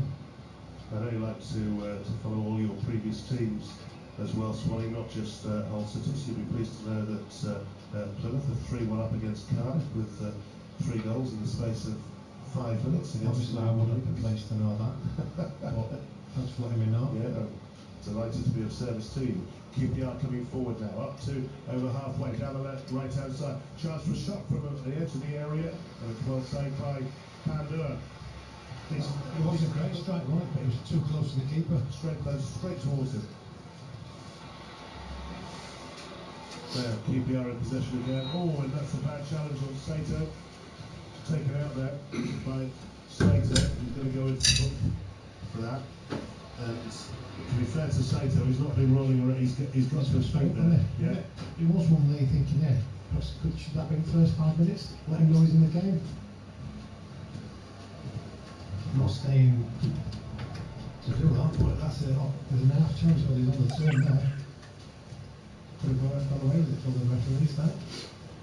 Not on that one, though. Not on that one. Free kick to QPR, and Harvey Vale is going to be the one to take this. Left footed, right arm raised, is 10 yards up over halfway. Left footed doesn't quite make the D, it's cleared away, and going after it on the right hand side is Coney. Not got there. They've still got the ball there. Now can they get it into the middle? Can they aim it towards Coney? They do, and his header is wide of the left hand upright. There's a whole line of defenders there, but still got virtually a free head on it. Yeah, we're allowing that swap out when the ball came in, or before it came in. I'm looking out on that left hand side there, Giles, Miller, both just stood off him and said, go on, go across it. Can't allow that. City in possession on a very flat and quiet afternoon at the MKM Stadium. We're 7 minutes before half time. There will be some stoppage time, a couple of stoppages, one lengthy-ish, and QPR have got another free kick. Or is it a throw? It's a throw on the right hand side of Bengway. His injury was one which did take quite a bit of time. Lengthy stoppage for that. It's okay now, and he takes the throw down the right flank. It goes, aims it towards Ray and Colley, and cleared away by City. But QPR get it back, they lose it, and then City come attacking down the right hand side. It's a good break on here now. Promising move for Hirakawa. What can he do as he gets to the edge of the area? Goes to the byline, plays it in the middle. There's a handball, and there's a touch in anywhere. It's an equaliser for Hull City. That's a bit of a break that you need. Great ball down the right side. Hirakawa used his pace this time. He got his head up, which he hadn't been doing. He's just been playing against the defender. Saw the space in there, played it in there, mixed up in the defence with QPR with the keeper and the big centre half. And the ball just dropped. I think Gellhart just stood in the right place at the right time and missed kicks it with his left foot over the line. Don't matter, does it? He's back in the game. Scrappiest game we've been involved with. It would have been a penalty, so it was a clear hand ball in there as well. But within 2 seconds, and it just dropped to Gellhart, and he's touched it in. He needed a goal as well, didn't he? Yeah. After a little bit of a barren spell. And I'll tell you what, Hull City needed a goal today as well. One apiece then now. And QPR had a great bit of fortune for their goal. Now, come on, there we go. City maybe did with theirs. Now, it's got the crowd going a little bit. It's got the players going as well. A strong attack down the left-hand side. Ball played into the middle. Gellhard won't get there. It's cleared away. No shout for the keeper because he should have had that. And City have got a throw in on the left-hand side, down by the corner flag. Bit of belief now, isn't it? I say it's come from nowhere. It's just one ball. I said down the right side. Hirakawa. It's the first time I've been saying how many times to get his head up and try and pick the pass out rather than just playing it in. Actually, it's a corner dart throw. I thought it was going to be. I did as well, to be fair. But Hirakawa is going to be the one to take it on the left-hand side. 5 minutes to half-time. One apiece on BBC Radio Humberside. Gellhard with the equaliser, cancelling out Paddy McNair's own goal. Corner there, left-hand side. 5 forwards inside the 6-yard box for City. It's flicked on at the near post. Is that what he classed as a flick on? Well, that was a clean. It should have been. They tried to flick it on, ended up getting the full blunt of it.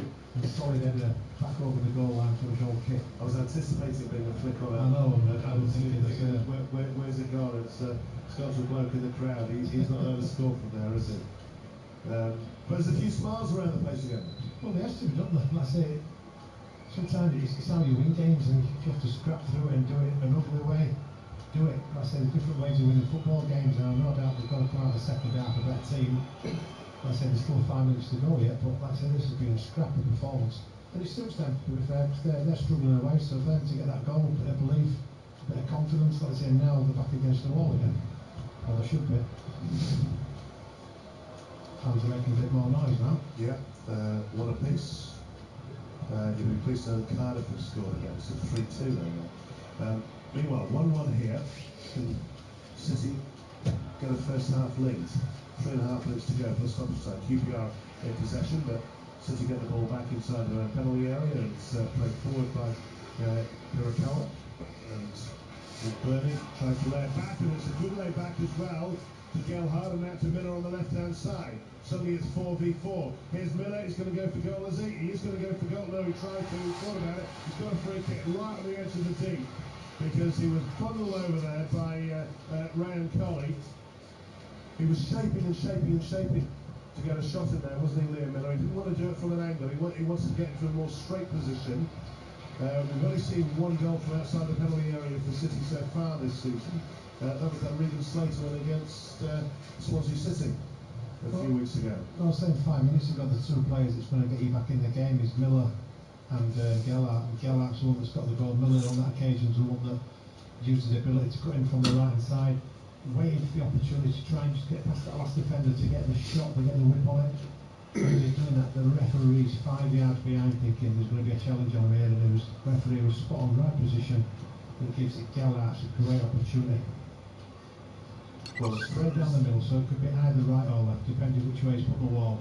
I'm thinking Gelhardt, but it looks like Hirakawa's lining up for it. Hirakawa maybe with his right foot.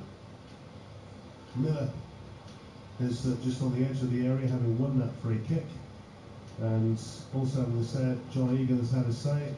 Well, John Egan's walked off, so not panicking again. Yeah, Hirakawa to the left of it. 2 steps to the right of it is Hirakawa looks like he's the man. He does. And Joe Gelhardt has just got to walk towards it. There'll be a dummy run for sure here from one of them. Maybe something more intricate. Maybe it just stands still. About 4 paces then to the left of it is Hirakawa. He strides up, takes it straight into the wall. Thought maybe it's going to be the way you said that, just stand there like that. I watched their penalty the other night. Just not actually take it. QPR space round away. They've got a free kick. That's going to be a yellow card as well. Taking one from the team. Liam Miller gets a high five there from Louis Coyle. Well done, mate. Just dragging him down. This is association football, not WWF. Yeah, well, you didn't have to do it, but he did do it for the right reason, didn't he? They were on the break there, and it's like 3 against 3. He brings him down there, and I say it gives you a chance to get him back and set up again. And we've got a minute plus stoppage time until half time. And QPR on the attack. There's a free kick, which is another 3 minutes we'll get, I reckon. Yeah, 3. He might even go for 4 minutes. You never know. It was quite a lengthy stoppage, wasn't there, when Benge was down. Free kick then to the right hand side of the field, to the right of the D. Low trajectory. It's played over to the left hand side. Some pushing in there with the referee right hand pulling. It's a free kick to Hull City on the edge of their own penalty area. I can't recall a game, Swanee, where we've seen so many wasted set pieces from both sides. Yeah, that's a big part of the game nowadays, isn't it? Well, look at Arsenal. Arsenal just holding on to the lead at the top of the Premier League table. Over 50% of their goals have come from set pieces. You wouldn't have got that with Arsene Wenger, would you? You know, when they were trying to score the perfect Hollywood goal all the time. That's crazy stats, that. Free kick is taken by Panda, up over halfway. Atmosphere's gone flat again now. Oh, that's a foul shot. Yeah, led with his elbow there for most of the booking. So Sato's done that. 2 minutes of stoppage time, that's all we're having added on. Gelhardt's okay, he's up to his feet again, rubbing the back of his head. Sato may be making up for the one when he was caught a few minutes ago. Burnley just gone on a word with him as well. Yeah. He's alright. What are they going to do with this free kick then? It'll be Ryan Giles to take it to the right of centre, midway inside the Queen's Park Rangers half. And it'll be left-footed, right arm raised to indicate to his teammates where it's going, straight into the mix and straight down the throat of the goalkeeper. Yeah, another, you just mentioned, haven't you? Another bad set piece there. Over it again. Easy for the keeper to take. Them to go on the break. Well, we're into the second minute of the 2 minutes of, or the minimum 2 minutes of stoppage time that's been added on, and to throw in 2 Queen's Park Rangers over on the far side of the fence, midway inside the Hull City half. And Bengway to take it. Looking around, no one really moving for it, no one showing for it. Where's it going to go? Forward it goes towards Kone. Comes back to Mbengwe. He lofts it over the top. Coney nods it into the area. Paddy McNair left-footed hoofs it out of the box and into the stand over on the far side. For a throw-in. I'm thinking, how do you think the fans will react when the referee blows whistle? Well, it's half time, let's go get a pint. That's probably what's no, not us, obviously, we're working. Maybe get 2 pints out. Maybe get something stronger than the pint. Not advocating alcohol, by the way. Is that class going on? All the way back to the going back to the Walsh, keeper. yeah, all the way back. Yeah, hit long from one keeper to the other to Eagle Panda. Come on, referee, put us out of our misery. There he goes. Half time, it is 1 apiece. Really poor game of football. QPR taking the lead with Paddy McNair knocking the ball into his own net from the corner on the right-hand side. Gelhard tapping in from a couple of feet out after a cross from the right-hand side to equalise. Had he not done that, it would have been a penalty. There was a clear handball in there as well. A couple of other chances from Liam Miller. But other than that, Peter Swan, this game has been much ado about nothing. It has been, like I say, it needs much improvement. But the good thing is, like I say, we're in a position now we can only get better. Like I say, they're the team that struggle with confidence. We allowed them into the game, we get in the goal, and we've still got a couple more half chances after that. But they battled away ourselves. We've got ourselves in that situation where we are back level now. Let's say a good chat with the manager. And I say the 2 players that you look at there, Gelhard and Miller, they're your match winners where you get the ball out to them. They will create something in a game that's as dull as this. They're the ones that can open the defence up and give someone a chance to go and get the goal like we have. So for me, it can only improve, can only get better in the second half. I don't think the manager will be happy at all with that. He won't be at all, no. You feel sorry for the fans here, don't you? At least if you're at home or in your car for the next 15 minutes, you've got James Hogarth to cheer you up, because this game of football, quite honestly, Jimmy, it's been an absolute shocker. Chris Cooper on commentary alongside Swanee, where it's Hull City 1, Queen's Park Rangers 1 at the MKM Stadium.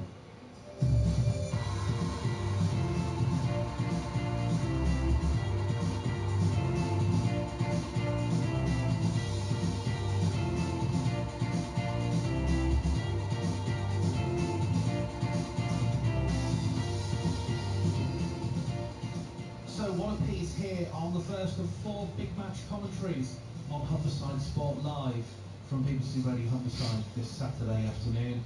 Continues with Scunthorpe United and Grimsby Town this afternoon, and Hull FC later on. So let me bring you some half-time scores from the games already being played, and there are 4 underway in the Championship, all at half-time now. Aside from Hull City 1, Queen's Park Rangers 1, Stoke lead Leicester by a 0-0. And Gary Rowett's first game in charge of the Foxes, Ben Wilmot, putting Stoke ahead after 3 minutes, and Van Pomnik has given Swansea the lead against Bristol City. But Coventry, the league leaders, are ahead by 2-0 at West Bromwich Albion. They are really struggling, West Brom, currently. In League One, Plymouth 3, Cardiff 2 at half-time. Rotherham have a 1-0 lead over Doncaster in the South Yorkshire derby, and Wycombe Wanderers are 1-0 ahead against Stevenage. Finally, in League 2, Barrow lead Fleetwood by 2-0, and Swindon Town are 1-0 down at home to Crewe Alexandria. No early kick-off in the Premier League this afternoon. Will be to our 3 o'clock games here on BBC Radio Humberside Sport shortly. Richard said, the North wants the Olympics. What, the North of England? East Yorkshire is in there. The Mayor, Luke Campbell, he's an Olympic gold medalist himself. Would I have any clout as Mayor of Wetbank? Do you think we could organise duck racing or something like that in Wetbank? Not sure where the North line is. Where does the North start and end? Let me have a look. According to this Met Office map, roughly Skegness or Boston, all the way up to the Scottish borders. Right, well that's the best definitive answer I think we've ever had on that question. Richard said, weekday afternoons from 2. Just ask your smart speaker to play BBC Radio Humberside. Getting you closer to your club. BBC Radio Humberside Sports.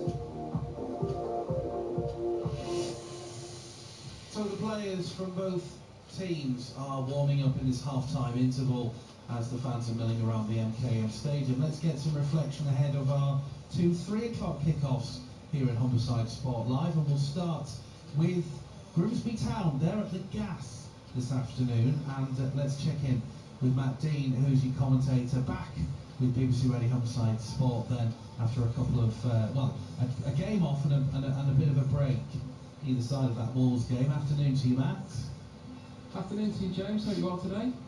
Yeah, and I know you've probably had it many times. I wasn't here on Sunday, but I'll wish you happy birthday and a belated one, but I hope you had a really then today against Bristol Rovers, led of course by Steve Evans. Grimsby Town, off the back of that game on Wednesday night against Walsall, finished 2-2 after Grimsby had taken the lead through Andy Cook. We'll start with a positive, and that is Andy Cook showing his value from this loan spell from Bradford City. Yes, and we know he's capable, and as you say, upwardly mobile now on the goal scoring front, back with the Mariners. He is such a valuable player, I think, going forward for the remainder of this season. But the Mariners will be kicking themselves the other night that they didn't actually manage to get the win, particularly playing against 10 for the whole of the second half. And you know, it was a missed opportunity. David Artell acknowledged as much. But the game here at Bristol Rovers this afternoon, I think, does present another good chance for the town team to maybe potentially climb into the top 7 this afternoon if the results go their way. And they're playing against a team that are really labouring. Steve Evans has come in here, joined the club in December when Darryl Clark was sacked after a run of 10 straight defeats, which was a record for Bristol Rovers. And it's always difficult, isn't it, when you're going into firefight like Steve Evans is at the moment, and he's finding the going really challenging. They lost 2-0 at Oldham the other night. They've struggled really by and large at home so far this season. I'm just looking at their record here at the Memorial Stadium. They've won 2 of the last 3, but overall they've had 10 defeats. And looking at the bigger picture, James, they've lost more games than any other side of the bottom 2 leagues. So if Grimsby have got aspirations to climb into the playoff places, I think they've really got to get something from this game today. And reflecting on how they've done against teams down there, away from home, they've played now, I think, 5 of the bottom 7 away from home, and they've drawn all the games. So it would be nice if they could get a win today to book that trend. One player not involved this afternoon, and hasn't been involved for most of this season, is Cameron Gardner. We've been talking to Sean Pearson this week. He will not be going out on loan, according to Sean Pearson, the assistant coach of Grimsby Town. They obviously see some value in him with the end of the season, the last third of the season still left to play. I don't think he's quite in a position yet to be playing. It seems like he's in sort of the infancy of coming back from that injury in terms of getting back out on the training ground with the lads joining in again. He had resumed training earlier on this week after having months and months on the sidelines following that hamstring surgery that he had. So I think for now they're quite happy just to try and build up his fitness and get him back into sort of match sharpness shape on the training ground. And who knows what will happen. I don't think it was sort of definitive. We won't send him out on loan in the next few months. It was more at the moment they're not in a position really, I think, to send him out, and I think that's fair. But Cam, we wish him well. He's still at home, I think, with the other players who are currently in rehab, and hopefully it'll be not too long before we see him again. Indeed. One final point on players out on loan. There are plans for some to head out on loan, it seems. And Sean Pearson, who I've just mentioned, has been explaining what will happen in the future, starting with that Henry Brown at Gainsborough Trinity. We'll probably sit down. We've had a busy period the last couple of weeks. Obviously, been aware of he's obviously come on again the other night and obviously gone to win the game again, so he's had some real positive impacts there. We'll discuss that this week and then make a decision with what we think is best for him. Any other youngsters going out at all? Not currently.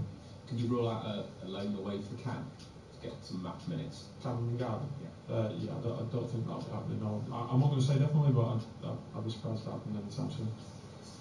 But you're obviously addressing the Cam Gardner situation, which you heard about there.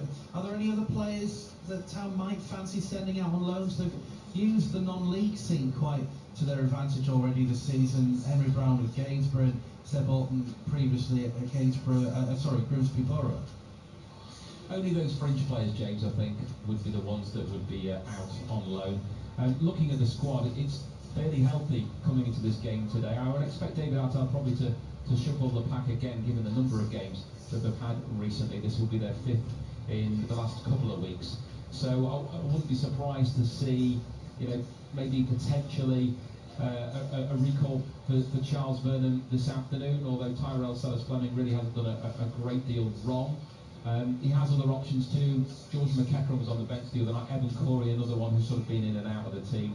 And James Cavier as well could quite easily come back in. We still haven't heard as to which way he's going to go with his team this afternoon. But looking out to the pitch, you might be wondering what the state of the pitch is like here at the Memorial Stadium. It's pretty good.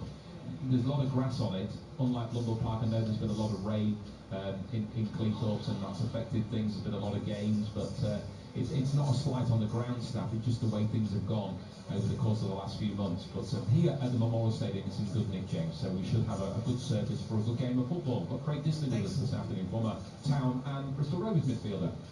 Yeah, good to have Craig back with us here on Humberside Sport Live. We'll check in with them with team news, of course, during the second half of our first commentary here at the MKM Stadium, and then the build-up straight after Hull City and Queen's Park Rangers. Let's check in with our second commentary. It comes at Aldershot Town this afternoon. Tom Murray is alongside Steve Torpey for this one. Afternoon to both of you.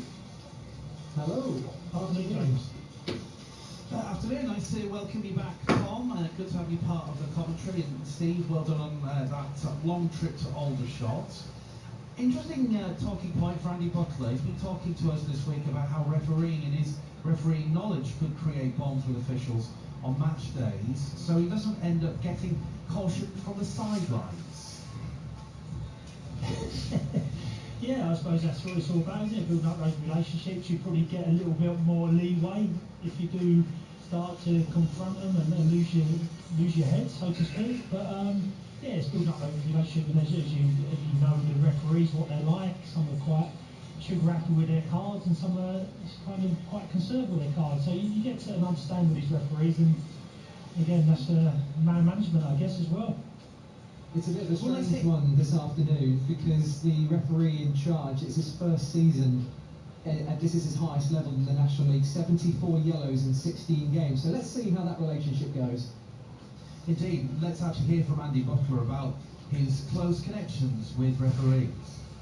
Well, you kind of just said that I know something, because I do get questioned if I know any knowledge of any sort of thing. So, whether it's coaching, managing, or refereeing. So, yeah, look, I can speak to referees. They don't always appreciate it, because obviously you do know the rules and regulations, you do know what's what. I'm not always the easiest person on the sideline to speak to. If I'm getting a multiple charge from a football game, then it's difficult to relay what you want in a calm, composed manner. So there is moments where you do blow your top, but yeah, I never want to be a fourth official. I never want to be, never come pay me enough money to get battered from both sides and never be on the right side because you're not making a decision, but everyone believes you've got the influence in the game. Well, yeah, it does help me sometimes. I mean, I still stand by, I think it was a correct rule. I think Jim said that the assessors came out and said it wasn't the right stance on it, but I think it's a little bit of a grey area now in terms of what the rule actually stipulates. I think it was a fake run-up. No matter what's gone before it or what's happened in between the run-up, I still think it's a fake run-up and it's a fake shot. So for me, Darren did a good job in refereeing it. That's, of course, the big talking point out of Tuesday night's draw with Rochdale, the penalty that there was. Steve Torpey, based on the performances of the players on Tuesday night, it was a tough game, but I know, talking to James Fletcher, he said it was an enjoyable game to watch. Would you expect a similar team based on that performance on Tuesday night? Yeah, I think Andy Butler was really pleased. It wasn't a great performance, but it was a solid performance, defended well. See the game out and got a valuable point against a very well organised and real good footballing team. The best team I've seen in this division so far. You'll come second to that, but I was really impressed with Rochdale. I imagine, obviously they're in the playoff spot, but I'd imagine them to maybe just edge, that's my opinion, edge York in terms of performance. But yeah, I imagine it'd be the same team. I know Brandon Orton's just come in, so I don't know if he'll feature. That'd be an interesting decision for Andy Butler to make. But I reckon the team would virtually pick itself. We'll be back with you in the conclusion of our first commentary of the afternoon. Tom Murray and Steve Torpey in Aldershot for us. The Hull City side sent out first by head coach Sergei Kirovich as we await the visitors' Queen's Park Rangers. 1-1 here at the MKM Stadium. Later on, we bring you commentary of Grimsby Town at Bristol Rovers and that game, as we just referenced, Scunthorpe United at Aldershot. With Super League Rugby League action tonight, we begin our second Humberside Sport Live of the day at 7:45. BBC Radio Humberside, don't forget you can interact with the programme whenever you like by texting 81333. Start the message with the letters RH and WhatsApp me 08000 321 333. You can also use social media at Humberside Sport. Queen's Park Rangers players just taking to the pitch here at the MKM Stadium, so it's my time to hand you to your commentary team for the second half. Former record signing Swanee and Chris Cooper. Thanks, James. Talking about social media, somebody on our thing has said tell Cooper to stop calling it so negatively. Not been a great first half, but to be fair, I just call it as I see it. If it's a brilliant first half, I'll call it as a brilliant first half. But Swanee, the good news is it can only get better, can't it? And the fact that they're about level. That's what we said, it can only get better. And with him sending his team out a couple of minutes earlier, he's got his point over quick and get out there and get the job done. He's probably the statement that was said at the half-time dressing room. Indeed, so it's going to be City, no changes at all at half-time on either side.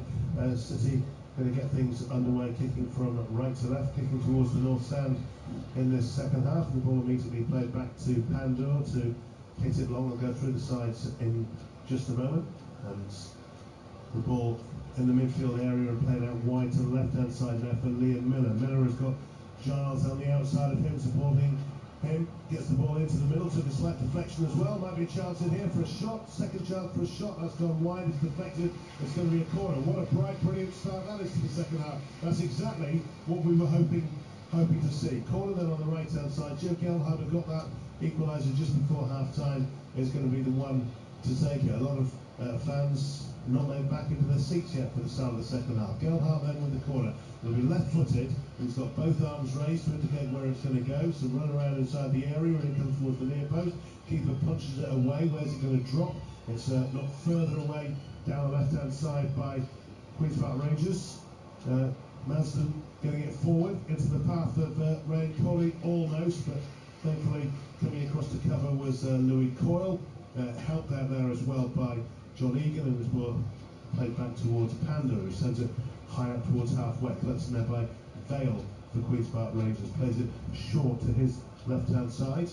And one back again by City with Hirakawa coming in and putting in a strong challenge there. And they're certainly responding to whatever it is that the manager has said from the half-time. This is the lineup then for City. Panda in goal, and Coyle, Egan, McNair and Giles, Amir, Slater, Gelhardt, Hirakawa, Miller and McBurney. For QPR, Walsh in goal, and a back four of Ebonge, Edwards, Dunn and Norrington Davis. That is one player, by the way. And two holding midfielders, Hayden and Madsen. Three attacking midfielders, Sato on the left, then Coley and Vale and Coley up top. But they have been at times quite fluid with their formation, their front four. Nozza to his mates, I presume Norrington Davis on loan from Sheffield United. And ball played down the right-hand side for Coley, who's come onto the wing. And it's just momentarily. And it will be a throw-in to Queen's Park Rangers, and it's going to be taken by Benge. Stretching his arms from Benge. He took a knock in the first half, didn't he? That's why we had a couple of minutes of stoppage time, and then Benge with the throw. Back towards halfway. Collected by Ronnie Edwards. Edwards out wide to the left-hand side. Nudged forwards. They've not been in the final third yet in this second half, of which we've had almost 3 minutes. They're trying to now, but City win the ball back, but then lose it again, and pressure comes again from Queen's Park Rangers, and attempt for a long-range strike, thwarted once, then thwarted again by City players closing down, but Mbonga on the right-hand side curls the ball in, but straight into the arms of Panda, and the referee sees something he doesn't like as well. Ball, is it? Ball seems flat. Yeah, so it is. Yeah. Even though he had a shot there, Giles was trying to tell the referee, but Giles was still 10 yards off him. So still, if it had gone at top corner, it would have been a goal. No, we want to do it because the ball was flat, is it? No. That should be extra special to hit to the top corner, wouldn't it? One apiece. And it's 49 minutes gone. BBC Radio Humberside, the floodlights on. The sun that was breaking through, and there's a little bit of well, sort of on the grey side of blue sky, far away, I think, but not as bright as we would like. But at least it's getting a bit warmer in the next few days as well, isn't it? But one apiece, 4 minutes into the second half. As far as the table is concerned, City currently in 4th place in the live league table. Other games going on as well at the moment in the Championship. There's been a few goals around. Stoke one up against Leicester, Swansea one up against Bristol City, and Coventry, the runaway leaders, they're 2-0 up at West Brom. As City attack down the right-hand side with Hirakawa. They get the ball into the middle. It's taken a touch off the defender and gone behind. Shouts for handball from the fans behind that goal, but it's just given us a corner. Second one of the second half for City again on the right-hand side. So again, Joe Gelhardt will take it. The sharpness and movement were better there. Like came into Slater, he opened his body up and smashed it out to the right-hand side, which is like I said, he got there quick as well, so allowed to do things quicker rather than just looping the ball out there and everything slowing down. Right arm raised this time from Gelhardt, very congested 6-yard box with half a dozen to aim at, in towards the near post, punched away by the keeper, then smacked back in once again. That's going to be another corner. The effort from Amir, hit a defender and has gone behind. This is corner number 3 in the second half, which is as many as City had in the first half. Much better, much more determination, attack-minded football from Hull City. Pace, tempo, call it what you will, and it comes towards the near post. Headed away by Colley, comes back in and tipped away by the goalkeeper. Still in play, flicked back into the 6-yard box, headed away, might come down towards Miller, comes outside of the area for Slater, and Slater, his path forward is blocked off, has to go backwards to try to come forward. He's come all the way back into his own half and has to go all the way back to Panda. That's good defending by Queen's Park Rangers. Harvey now forcing him all the way back there. And it's a better start to this half, isn't it? Much better start. And down the left-hand side, there's Giles. You can hear the fans a lot more now as well. They're feeding off the crowd. They're feeding off the players of the crowd. And finally something to shout about. Still one apiece, 6 minutes into the second half. Hull City looking to come from behind to beat QPR, which is exactly what QPR did when they played down at Loftus Road earlier this season. 3-2 that game to Rangers, and twice City had led in that match. So maybe the roles reversed this time around. At least they're not going to get another 0-0, having 3 successive 0-0s behind them. QPR, they haven't won in their last 7 away from home. They have won 4 games away from home this season, but not for a while. But they're still in with a shout of the playoffs if they can get a really good run going in the latter stages of the season. First with the bottom 3 earlier on in the campaign. Now they're sort of mid-table, I wouldn't say mid-table mediocrity, because they're in touch. They've certainly got plenty to play for in approximately the final third of the season, just like City most definitely have. 7 points clear of 6th as things stand, which is a healthy gap to have. As the ball played forward by Giles for City down the left-hand side, looking for Miller. It's cut out there by Mbenge. And Benga's ball into midfield goes towards Hayden, and up over halfway, nodded back down by Colley. Colley gets another touch and tries to find some support there from Marsden, and just outside the penalty area is Sater, twisting, turning, running around, trying to work his way in on the left-hand side of the penalty area. Runs into a challenge though, strong challenge, both players down injured. Ball goes out of play for a throw. Referee will come across and assess the 2 players who are rolling around. Is there a sniper in the stadium? I think they pushed the class league. And a was down there, I think. They're both rolling around, checking each other out. Hirakawa and Sato. When play restarts, it'll be with a throw on the left-hand side, level with the 6-yard box. Zero's coming on.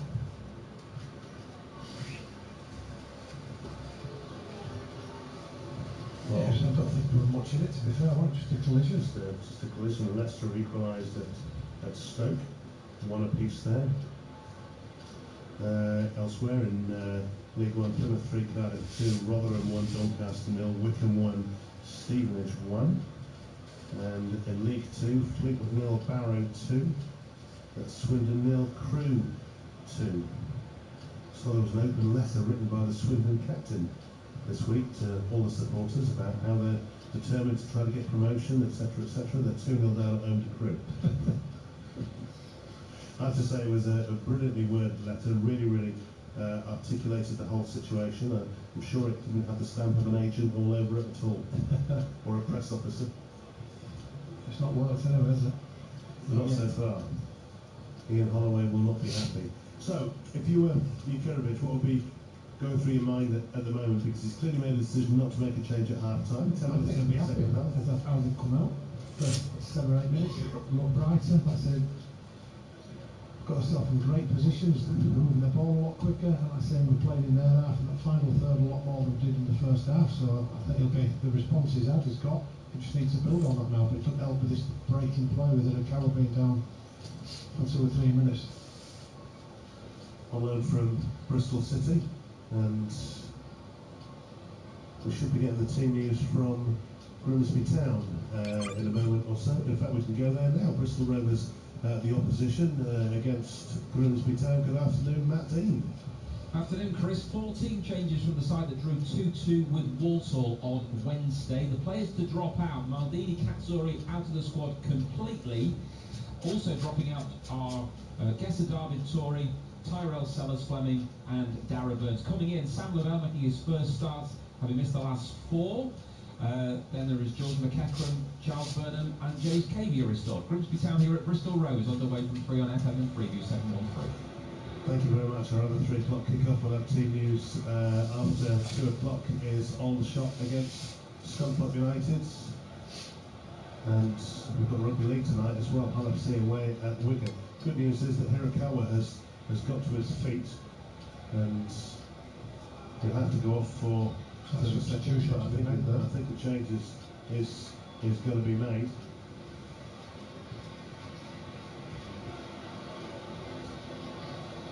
Well, he's up his feet, but he's hobbling.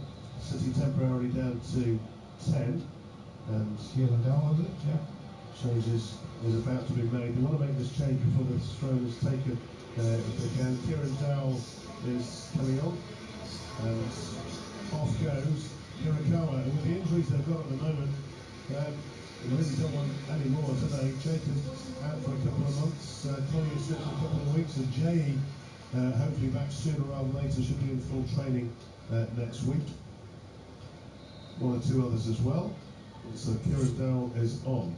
Play resumes with that throw in to Queen's Park Rangers. It comes into the City penalty area. They get it clear and nodded forward down the left-hand side by Miller. It drops over to the right-hand side, and he gets his first touch as Dowell and nudged it back into his own half.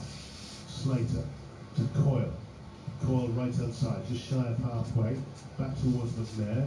McNair rolls out to the left for John Egan, short of halfway, plays it over halfway for Giles. Giles back again into his own half to Egan. Amir, and over to Paddy McNair. Again, just inside Hull City's half of the field, on the right-hand side. Coyle once more. QPR just not allowing them any room at all to get forward, just sitting back, and QPR will be quite happy for City to just knock it around in front of them all day long like this. He can give passes. This must be 20 passes now. We've gone from right to left to right, back to left, and we're on halfway. Amir towards the centre circle for Slater to Amir again. Miller's trying to knock it on. So it was McBurney who collected it out to the left-hand side for Giles. Pushed out for a throw by QPR. Quickly taken by Giles. Amir to McBurney. To Giles once more. It's just a load of names at the moment, isn't it? As they just stroke the ball back to around, all the way back to the goalkeeper. To Pandur. Egan. Slater. Pandur. So it's in trouble, this isn't it? Down there. Hugh, Barley, Green, Cuthbert, Dimley, Grubb. There's a Ball with about 40 yards pass on it, out towards Liam Miller, left-hand side. The ball is up offside. That'll be offside. You can see right down the line. It's a great ball by Slater as well, just waiting for the opportunity to try, and if they're not coming in tight, just try and get the ball over the back to Miller, the danger man. He's got to see down that line. It's not a play. One apiece. It is approaching the hour mark. We've already got probably a good 3 minutes of stoppage time to be added on at the end of this. After that knock to Hirakawa, who has gone off and been replaced by Dowell. Busy spell coming up. More football here midweek, Tuesday night, Derby County. So it's 5 successive home games, isn't it? Yeah. 4 of them in the league. This is the fourth of those games, and we need a win from somewhere. But where's that spark out on the pitch? I feel like it has been a bit better. I know it has been better this second half. The first 5 minutes was. They seem to have set back into the same. That's it. How can you say? Just in fact, trying to invite QPR on, and QPR are saying, no, I'm not going nowhere, you've got to try and break this down. And that's what we're struggling with at the moment. First 5 minutes, 3 corners in the second half. Put a bit of pressure on QPR, but it has gone back to what it was for much of the first half. This Slater there, can't get a clean touch on the ball. And Queen's Park Rangers win it back and flick it along over the top of colleagues to Chase. Won't get there though. Just back behind him is Madsen. Sato, and it's gone behind. It's going to be a goal kick there. No, we should do things quick. They're just like gobbling out QPR. Should be out to pull back here, open up, trying to get the ball down to Miller. And he's got so much space then to work with. When he's getting the ball into him, there's too many bodies around him, and it's too late. See, now the thing is there, the goalkeeper, Panda, he's let the fullback, he's let John Egan rather take the goal kick, but he's put the ball down on the ground. Then he's kicked it out to me. That's the goalkeeper's being taken. Then he's touched it, and then he's played it over to Egan, and they're barely out of their own penalty area now. Yeah, but to me, he'd already said that's a foul on Miller. I'm not sure it was, but he played and Wenger immediately apologised for it. I think he did just catch it. But to me, he's actually taken that goal kick in the same way we saw that Manchester United Trent. That's going to be a foul as well. Slater with a little trip on Kone, I think it was. Remember that Manchester United corner? They go and place the ball down, and just someone taps it, and then somebody else goes and just runs through with it. You know, I'm surprised that Madley, as a Premier League referee, didn't pick him up on that. It's good job he didn't. It is. It would have been an indirect free kick, wouldn't it? About 4 yards from goal. Queen's Park Rangers in possession inside Hull City's half. It's 1 apiece at the MKM Stadium on BBC Radio Humberside, and 3 more commentaries to come. Well, there plays it. A ball straight over between the 2 centre halves. You've got to know your plays. You know McBurney's not going to sprint away through your 2 centre halves. If you've got Dowell or something like that, it'd be perfect. Well, that's why if you bring it in it's a decent ball into the box now on the curl. It comes to McBurney. Falls over under a challenge. Crowd wants the penalty. He didn't appeal for anything. The referee not impressed or inclined to even contemplate it at all, really, it seems. McNair gives it back to the keeper and gets it back again, and Woodman plays it back through with a bit of pace on right in front of goal. Careful, Patrick, careful, but now they have got it again. Queen's Park Rangers chance here, offside flag and down the bar anyway. Well, they've got away with that there. They've got away with 2 in the space of a couple of minutes there of Hull City. They were forcing themselves into danger, weren't they? Like I say on that last one there, Pandor plays the ball straight into midfield. I think we're very fortunate there. It was classed as offside too, but that's him. For me, he'd run the line perfectly well, even though he saved it and missed the goal. But making hard work for herself, aren't we? 1 apiece, 63 minutes gone. Hull City 1, Queen's Park Rangers 1. It's like to say other commentaries coming up this afternoon. Bristol Rovers against Grimsby Town from 3 o'clock. And then Aldershot against Scunthorpe also from 3 o'clock in the National League. We'll have the team news from the recreation ground in a few minutes' time once that is made public. Here's Liam Miller now down the left-hand side for Hull City. Plays the ball into the area. It's kicked clear and out of play for a throw-in. Just about where Miller had kicked it in from, and the throw-in is quickly taken. by Giles. Gives it to Amir. Back out wide again to Giles once more. Back to halfway to Egan. Egan nudged it into the path of Slater. Back towards Egan again. Squares it towards McNair. His own goal gave QPR the lead after 22 minutes. Just bounced off him into the goal from the corner on the right-hand side. Slater once again, trying to get a rush on. Dispossessed though by Vale. Vale turns it forward for Cody. Cody plays it back again to Vale. Half of how can they not two bodies there on Slater? They always on either side of it. At the moment, QPR, when they come forward, they seem to have an extra man, don't they? Wide out to the left-hand side for Sato. Sato flicks it towards the edge of the area, and that's going to be a goal kick. It's bounced out of play off the QPR player. And what are they going to do with this goal kick? Just get on with it. Do it quicker. Rather than mark position. No, we're slowing it down. We'll let everybody get set. And we're going to try and break them down again. Taken by Egan. Gives it to Pando. Takes a couple of touches. Wide out to the right to Coyle, who's level the edge of the area. Back it comes towards McNair, who then turns it forward. And Gellar's not touched it this second half, is it? It's a 50-50 when a defender kicks it out like that as well. Which is when the goalkeeper knows he might as well just get on with it. Here's Miller now, down the left-hand side. Gets the ball from Giles. Miller into the area, he's on the angle. He's thinking about a shot, tries the shot, block charge down on the edge of the area by Madsen.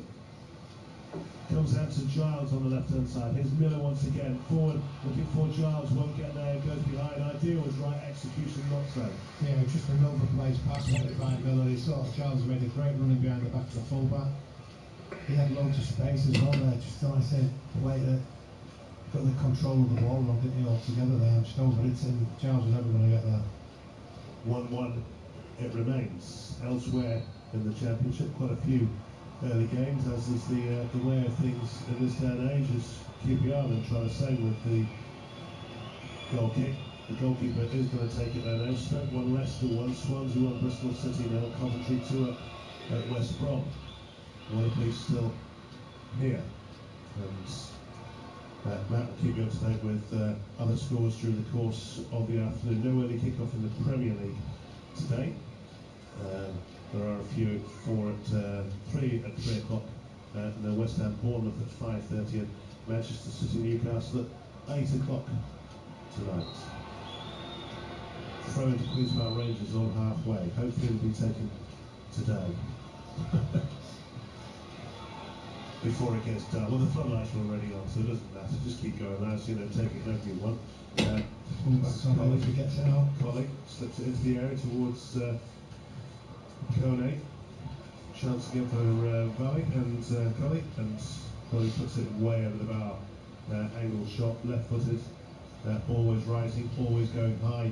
1-1, 3/4 of the way through the game. Yeah, and a double substitution at the moment. Looks like it's going to be Dow. Dow coming back with a pace up top. And Lundstrom on in that midfield.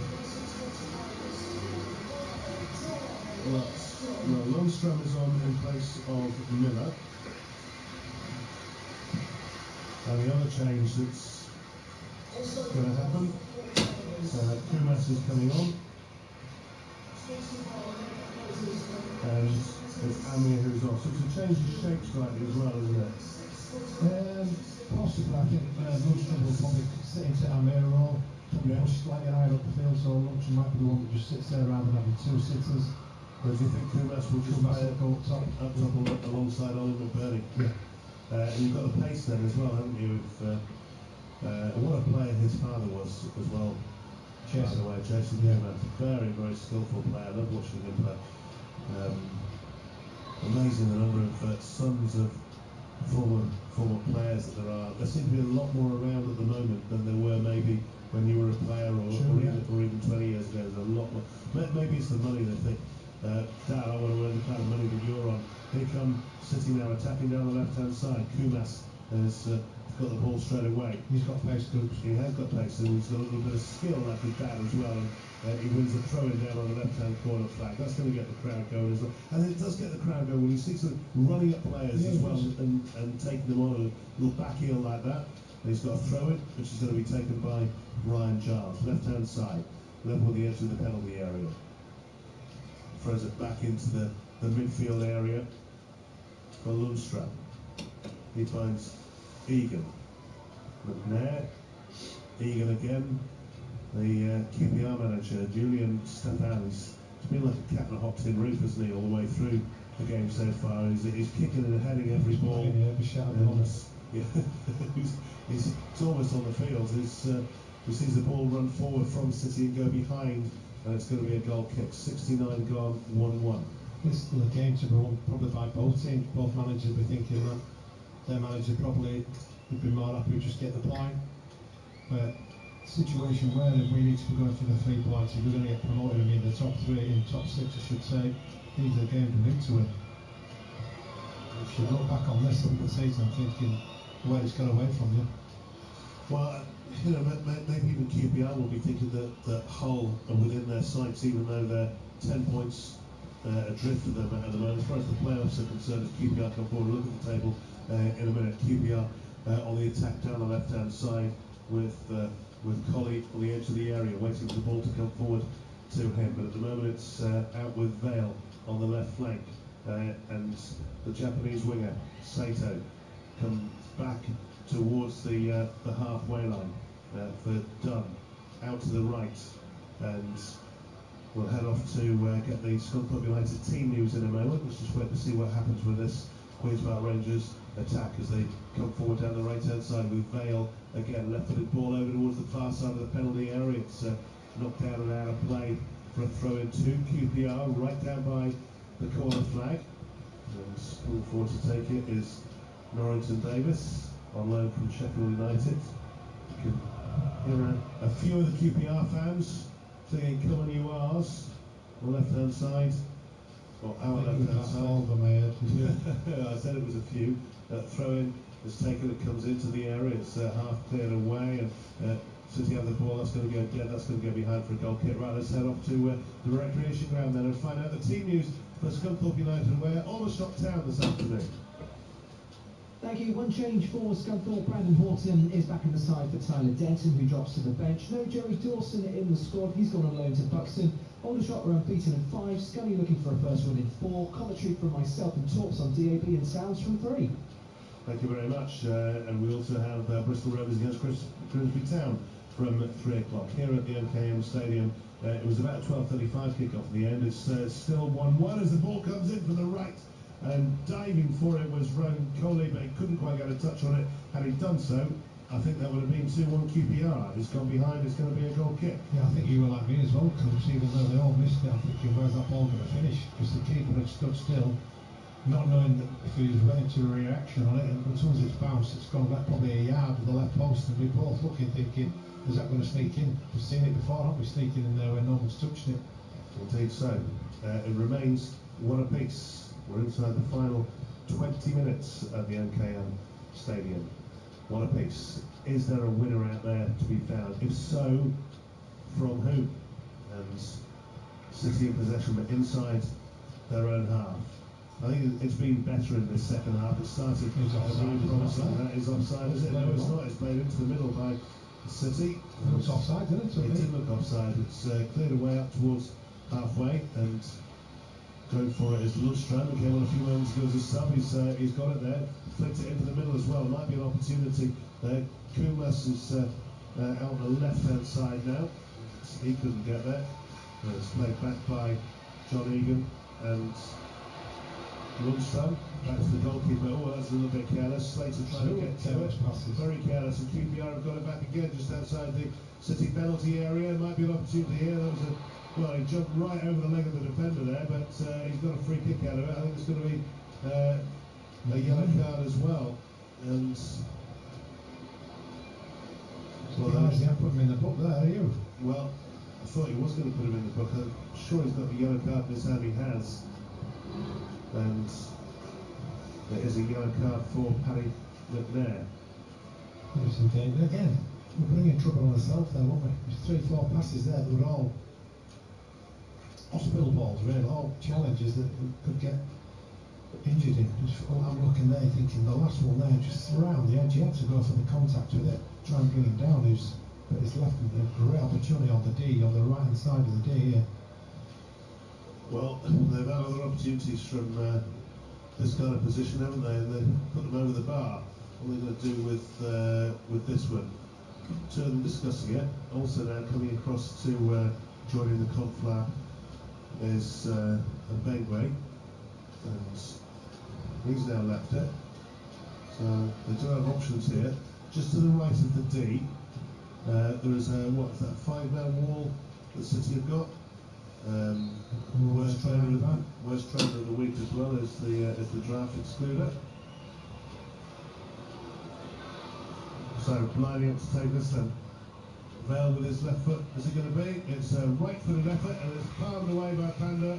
And out of play, is it? No, it's just kept in play by Ray and Colley. Colley drives it back in. That's kicked clear and that's going to go out of play for a corner on the left-hand side to QPR. Decent free kick at pace, what did Pandora, right decision there, rather than trying to bring it in. Just parried the ball out to safety to the right-hand side. I say you try and keep hold of that and you drop it and you really set yourself in trouble. Good decision, mate.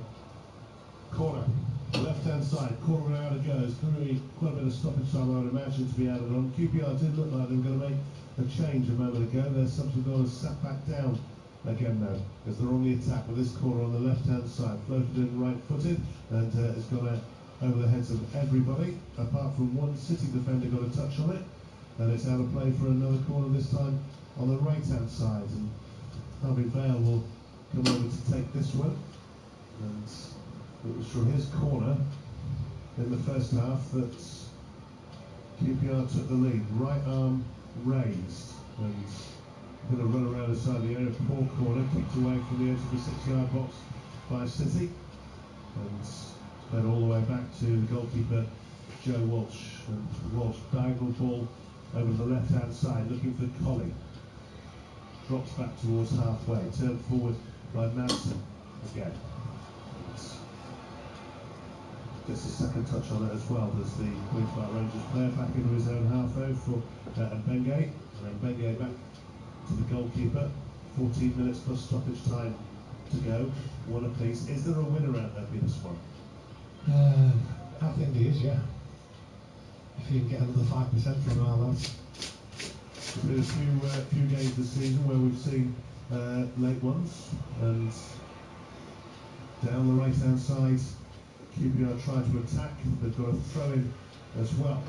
And all the if we're on about going on to win, it's another double substitution to be made down in front of us here. Yeah, this time by City once again. Brownlee and Joseph looking to come on, see if they can make a difference. They do say don't make a substitution when you're defending an attacking free kick or throw in, so I think they are going to hold fire with from this will be the final throw of the dice as well from Jukanovic. In comes the throw from the right into the penalty area. It comes, headed away by McBurney, cleared back towards halfway, collected then by Edwards. Edwards plays it forward. It's cleared by City.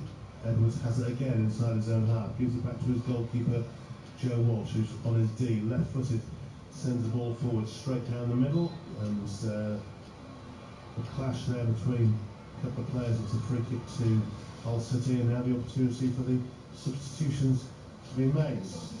That's Coyle, straight swap on the set. So there's the changes then being made, and there's Cody Drame who comes on, and we're also going to see Carl Joseph come on as well. You think? Slater is coming on. There's half the team change now. Then the finishers, as they're locally known these days, the finishers, not sure that they finish with 3 points rather than the one that they got from the starters. So that's the shortest captaincy role I've ever seen. Coyle runs across, is coming off, puts on Slater. Slater comes off next after run, puts on even. So he had it for 10 seconds, bless him. And he made no impact whatsoever in that 10 seconds. Yeah, it's the change is about to be made as well by Queen's Park Rangers in a few minutes' time. We've got players ready stripped for action. They're in possession at the moment now and pushing forward through Kone. He's got a long way to run and he's got over halfway. He's going to make no further inroads though. He's committed the foul and City have a free kick just inside their own half, which will be taken by John Egan. Good play by Kumas in the end, really, on the attack, tried a trick, forgot about the ball, went past the defender but forgot the ball. Next to the QPRs on the attack and Kumas again with the pace, which we said earlier, he's got back and tidied things up that the mess is made. Well, he was the target for the ball forward as well. And here comes the changes then for Queen's Park Rangers. And Daniel Benning is going to be the first of them to come on. And the other one I think is going to be Varane. Second of time. Collie is coming off.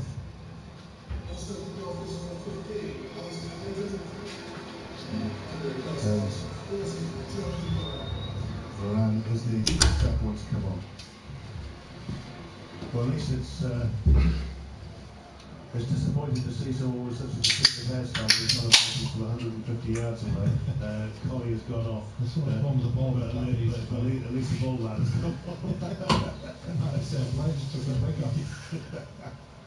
There's the views of Peter Swan. Assisted himself, cross it from Charles from the left hand side after that throw. It's cleared away though. But City will come again. Might be a chance for another decent header here. Well, Drame, who, despite the fact that it's been a mild day, is wearing gloves, has come on and he's just put one wide. Talking of gloves, I was at Shrewsbury, Notts County the other night. It was bitterly cold. There was one outfield player wearing gloves. The recent signing from Norway. No way. The only player who wore gloves to keep warm was the lad from Norway. QPR pushing forward in the final 10 minutes. 9 minutes plus stoppage time to go. Here comes Drame, the begloved Drame. He might get the end of the return ball here as well from midfield. He's after it, but he's not going to get there. It's going to go behind. It's going to be a goal kick. I think it's going to be the last 10 minutes, loads of energy. They've got to push forward. They don't need, but it'd be nice to get the 3 points here in a scrappy game. They're expecting, like I said, the changes made now, the pace will go up top. Get the ball long, up to McBurney in and around him. Joseph in and around him. We've got Pierce and Kumas down the left side. It's no good just passing the ball around, and he's not got box on this goalkeeper yet, which I'm surprised he hasn't. Time left. He will for 3 minutes. He will next time, I'm sure. He was doing it very early on in the game, wasn't it? At Leicester now 2-1 up at Stoke City, by the way, also in the Championship. Another of the early kickoffs. Are we going to get a winner? 8 minutes plus stoppage time, and City have played all their jokers now, to use that it's a knockout parlance. They've made their 5 subs. QPR still have some available to them to make, but also to use as time wasting if they sense that City are getting a grip and dominating the game and they want to take a tactical time out. Well, City pushing forward there, but a few groans. The referee is on this one now. He is. He's looking at it. He's pointed to his watch, and I think this game. I think they'll get the book here. He's looking. If he moves it again. I don't think he dare move it again. He's placed it just to the right-hand side of his goal. Is he going to phone home and say, are you watching? No. That lone goal that was circling around before half-time is now being joined by another one. They know when it's getting towards full-time, don't they? And either that or they can read the think there's got a bit of the goal in it. Yeah. Throw to QPR, taken by Mbenge down the right-hand side. Comes back to him, still inside City's half of the field, nudges it forwards, and they're just outside the penalty area. This is looking promising for Queen's Park Rangers. They've got a whole host of players just in and around the area. They might need to resort to a long-range effort though, and Drame puts in a toe, gets the ball out of play. It's a throw in to QPR, but pushed back towards halfway. 6.5 minutes plus stoppage time to go. One apiece on BBC Radio Humberside as we look for this winner. We both thought there were going to be a lot of goals in this game. not been that way at all. He's a decent effort. Oh my word! What a stunning goal for Queen's Park Rangers to quite possibly win it from outside the area. He's just looked up. He's seen his spot, top corner. Panda holds his hand up. Open the gates as people start to leave. That was an absolute screamer of a strike for Queen's Park Rangers to take the lead with 6 minutes to go. Yeah, and like I say, it come out of nowhere, did it? Like I say, I'm looking to see when he's got the ball, I was going to close him down. And McNair's like stood off him again, and how many times have I said that today? The players have stood away from him and allowed them to have shots, passes, the freedom to do what they want. It was a great strike, fair play from Pando. Rubby to the centre of the goal, didn't even move, didn't even dive. So obviously started swinging from the outside coming in, but yeah, great strike, but you've got to get tighter than that to it. Did feel like there's another goal, but it's not finished. I expected a good, I say a good strong finish. You've probably got another 6 minutes, probably about 10 minutes to go, so we need to throw everything out, simple as, which we haven't been doing. Well, I think it's Daniel Benny that's got that goal. He's only been on the field a couple of minutes. He's just absolutely pinged it. Absolutely pinged it. 2-1 it is to Queen's Park Rangers, making a change again. Jake Clark-Salter is coming on in place of Mbenge at fullback. And we were talking beforehand, weren't we? You know, hadn't won away for a long, long time. Queen's Park Rangers, 3 successive goalless draws. We said the same when Watford came, we said the same when Bristol City came, and it's backfired on us all the time. Well, 21,928 the crowd, and a lot of them, well, 21,928 at the start of the game. I think there's quite a few have left. Quite a few have left. It's going to be a happy trip down the M1 or down the East Coast main line for the Queen's Park Rangers fans who've come, who travel more probably in optimism than anything else after the recent results. But it's just going to make it that little bit cagey, isn't it, now for City as far as the playoffs are concerned. They're still in there. They're still in there comfortably, it would seem. But you know, third of the season or so to go, and QPR coming forwards once again with Kone on the edge of the area. Can they get a third? They're looking for it. You'd think that maybe they would be shutting up shop. City have got it clear. It's going to come back to the edge of the Hull area though, and Lundstram has just hoisted it up into the air. It's come straight back down again, and we're trying to get it up over halfway. City have a throw on the far side. I think urgency even now with 2 minutes, 3 minutes to go. Expecting more from them. There's no one there like that you said in the first half. Getting a grip of the players. Well, I was accused of being negative with some of the commentary in the first half, but you know, there's not been a great deal to be positive about. The second half, they started positively, the first 5 minutes of it, but it's been totally flat. And even like throwing there, throwing the ball straight to the QPR player, yeah, he got a toe on it, it's gone out to the corner. He has got a corner, yeah, so an opportunity. Fourth corner of the second half this for City, in the 87th minute. The first 3 all came, I think, in the first 5 minutes of the second half. And it's going to be Giles on his 250th senior appearance to swing it in from the left-hand side. QPR with everybody back, 8 in the area for Giles to aim at. Couldn't pick out any of it. Shocking set piece. Comes out of the area towards Drame, down the right. He's played it forward. He's going to get to his own ball, just plays it into the area, but QPR been clear. And if they're quick here, if they play it now, he's onside, down the middle, and there's a great toe in there, an important toe in as well from Dowell to get to that, to play it back to Pando. Otherwise, QPR were in for a third. Great bit of defending that. 2 minutes to go. His pace there, didn't he? Last ditch tackle, got the ball, interception, played it back to the keeper. And City pegged back inside their own half. It's the QPR fans that you can hear at the moment, all very, very quiet from the home supporters. Left-hand side of the penalty area, QPR are pushing forward once again. A shot deflected into the arms of Panda. I thought that was going in. Could have gone anywhere, couldn't it? It could have gone anywhere, that would just straight to the arms of Panda.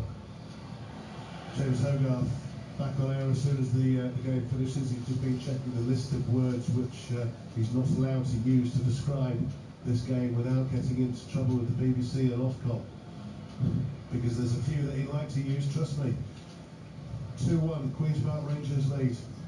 The sides that have had an awful away run against the Hull City side, I have to say, they're on a dreadful run at the moment. Anyway, this is their worst run without a win this season.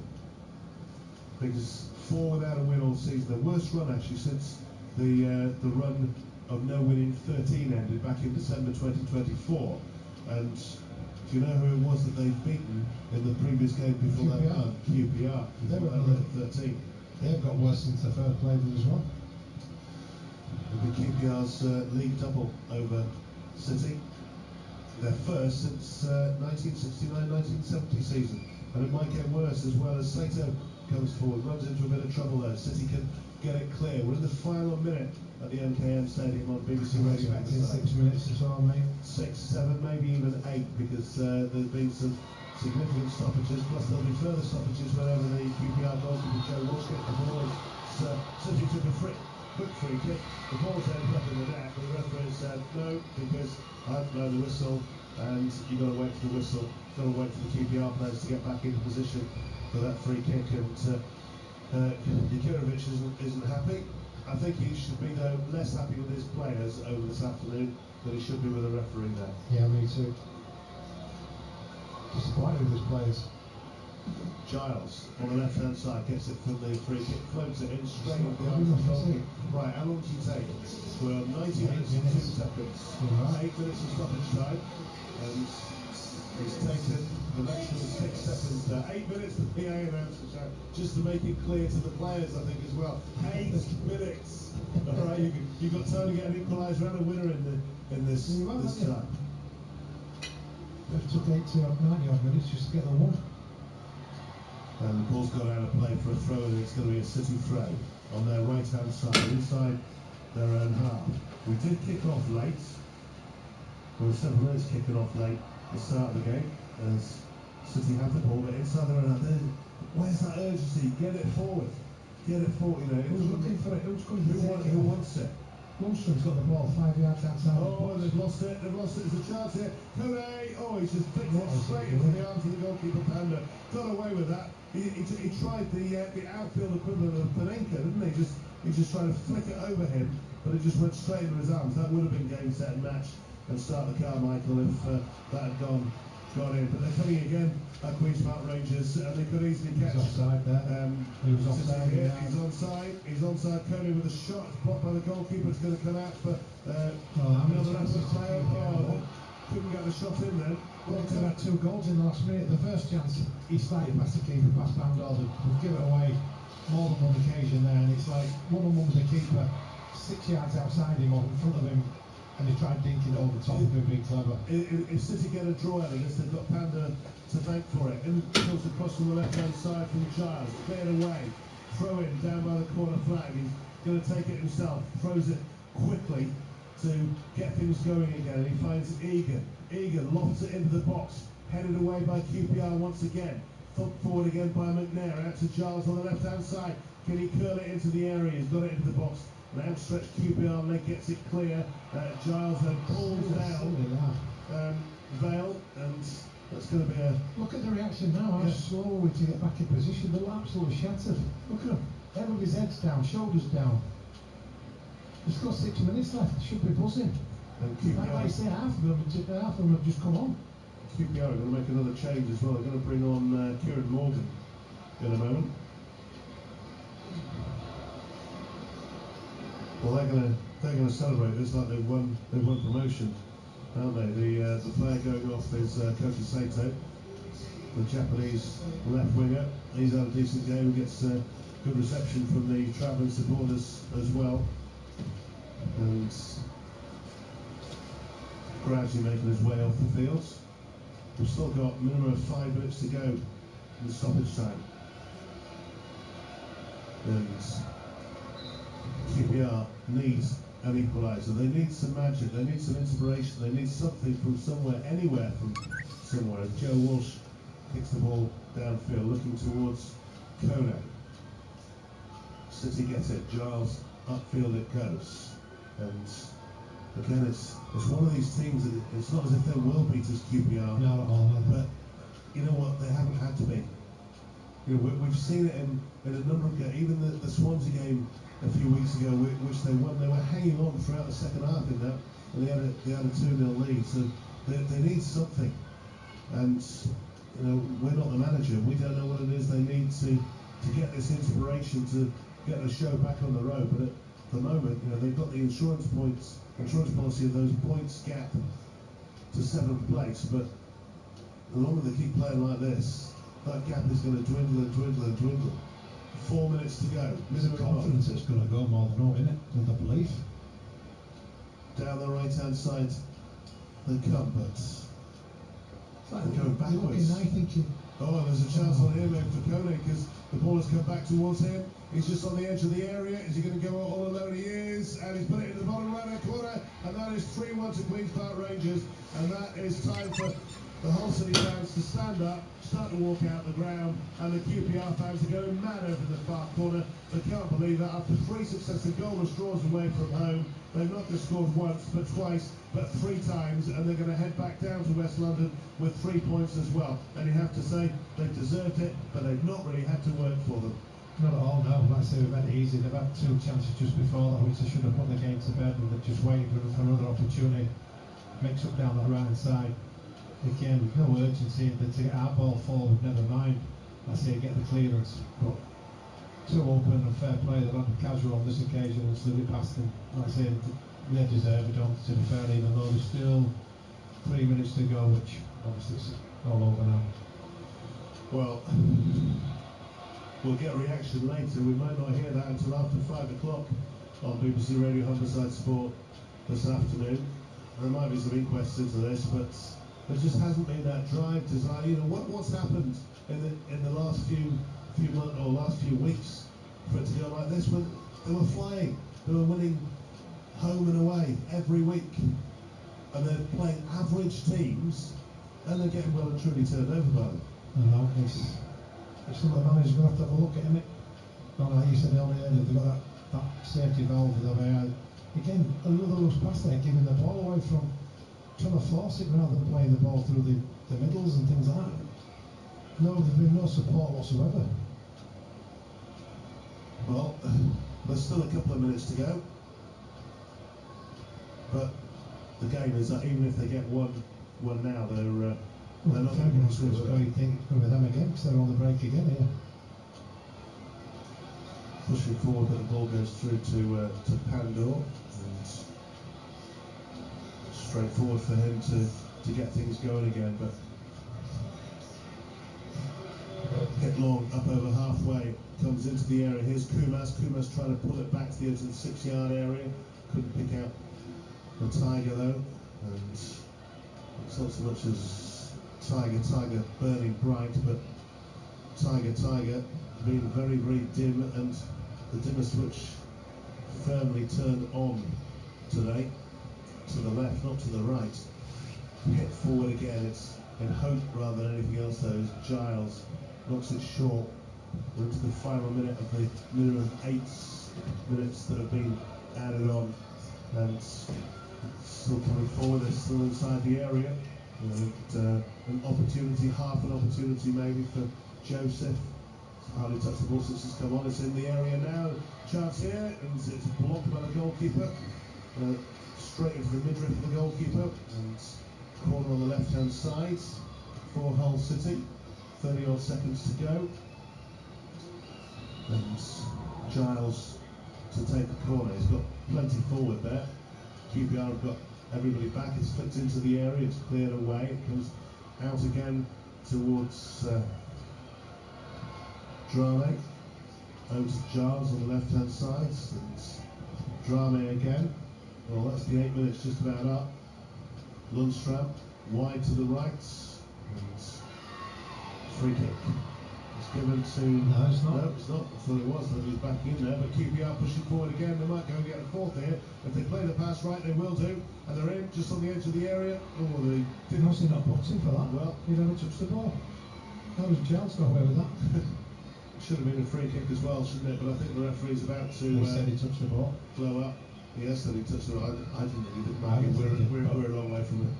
The referee's very close to it. He's looked at his left wrist and he's blown the whistle. That's it. It's all over. Hull City 1, Queen's Park Rangers 3. Well, just listen to the jeers from a three-quarters empty MKM Stadium. Now, it's been a poor performance all afternoon, really, from City. They never really got going. They were behind when Paddy McNair knocked the ball in from the corner over his own line. Geldhard got an equaliser just before half-time. Second half started brightly, responded to whatever had been said, but then the longer the game went on, it just looked like it was going to peter out into a 1-1 draw. The QPR had other ideas. Benny with a stunning shot from outside the area. He just pinged it a minute or two after coming on, and he found the top corner. The goalkeeper didn't move for that one.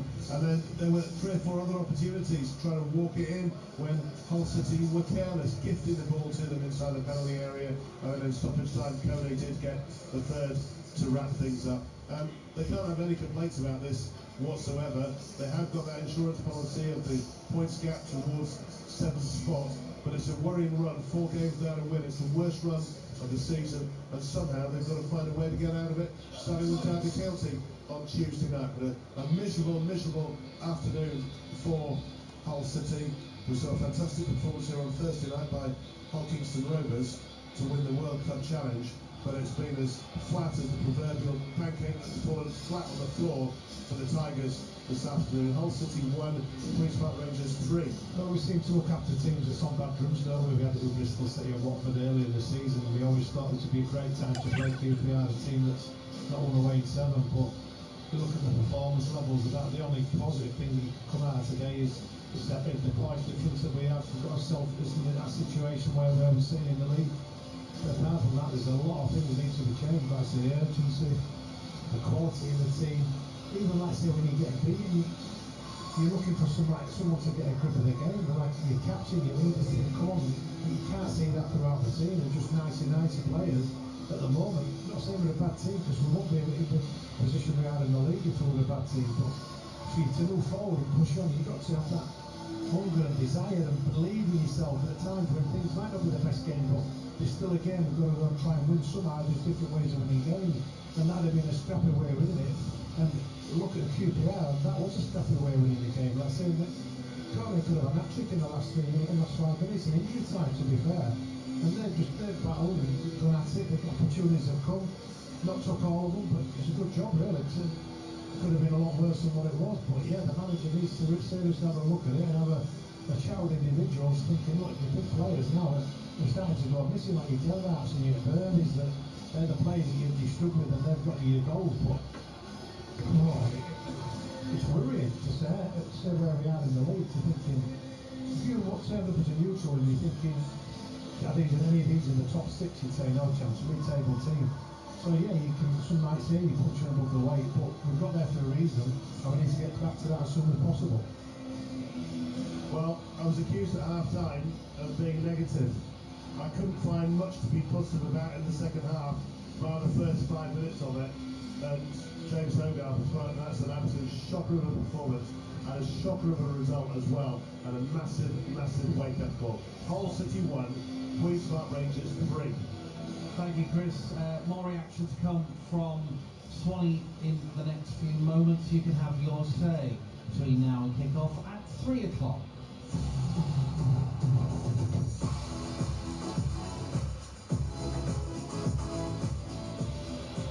Defeat then for Hull City, 3-1 here at the MKM Stadium. It's on to our 3 o'clock games shortly. We'll hear from the respective head coaches and managers ahead of kick-off. Let's bring you a reminder of the team news. We'll start with our game on FM and Freeview. Grimsby Town at Bristol Rovers, watched by former player for both teams, Craig Disley and Matt D.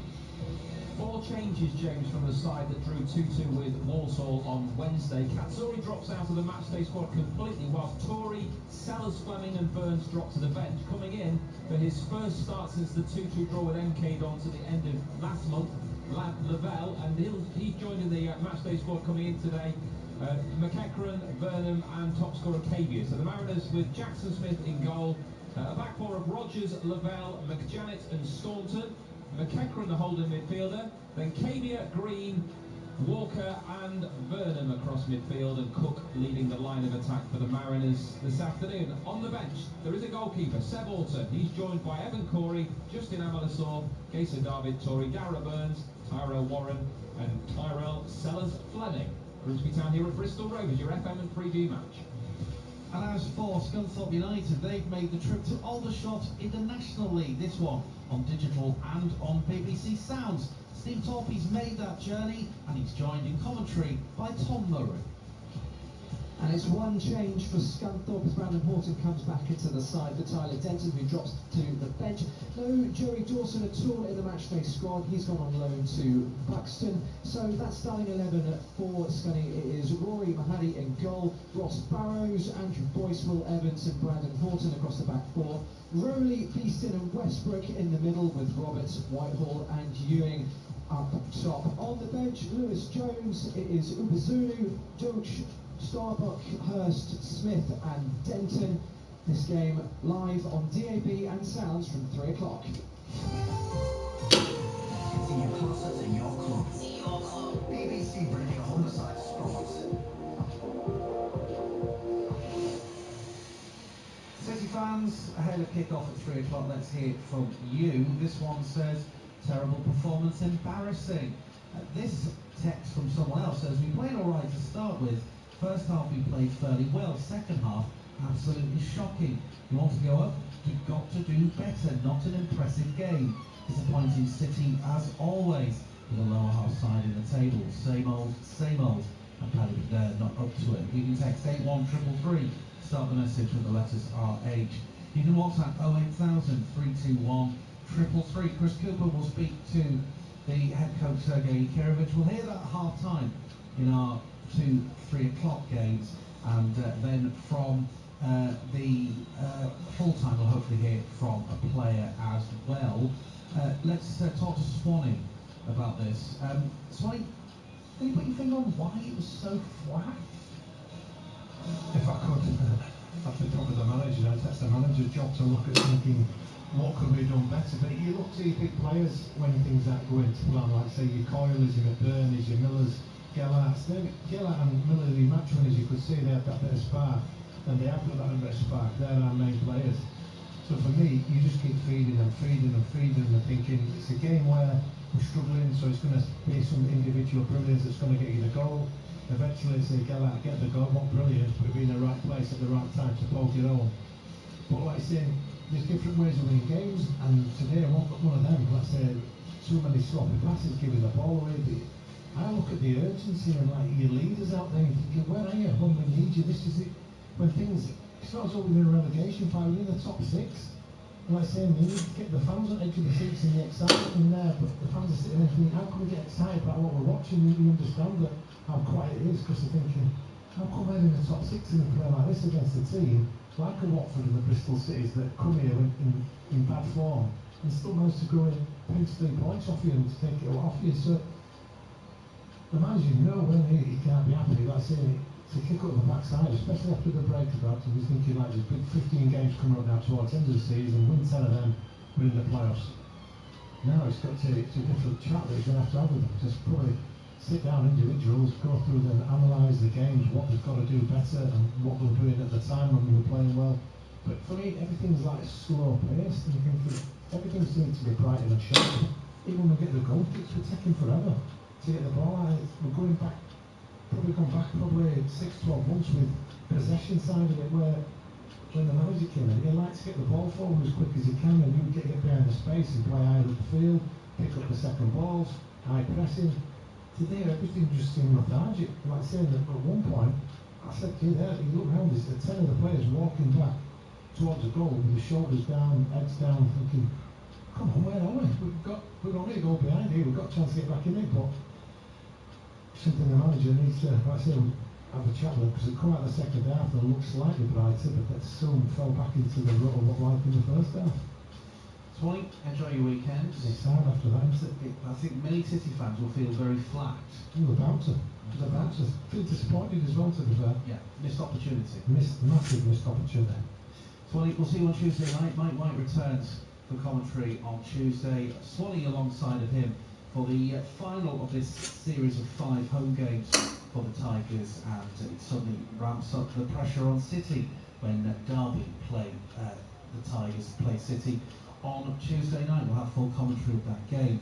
Let's turn our attention to the 3 o'clock games. Grimsby Town have been successful this season from set-piece situations. The Mariners have routinely mixed up the way they get the ball into the box and do at times to delay the delivery. Sean Pearson, the club's assistant head coach, has been explaining why their change of style in games has taken place, but particularly when slowing down the set piece. We've got lots of different reasons. We don't always delay putting the ball in the box.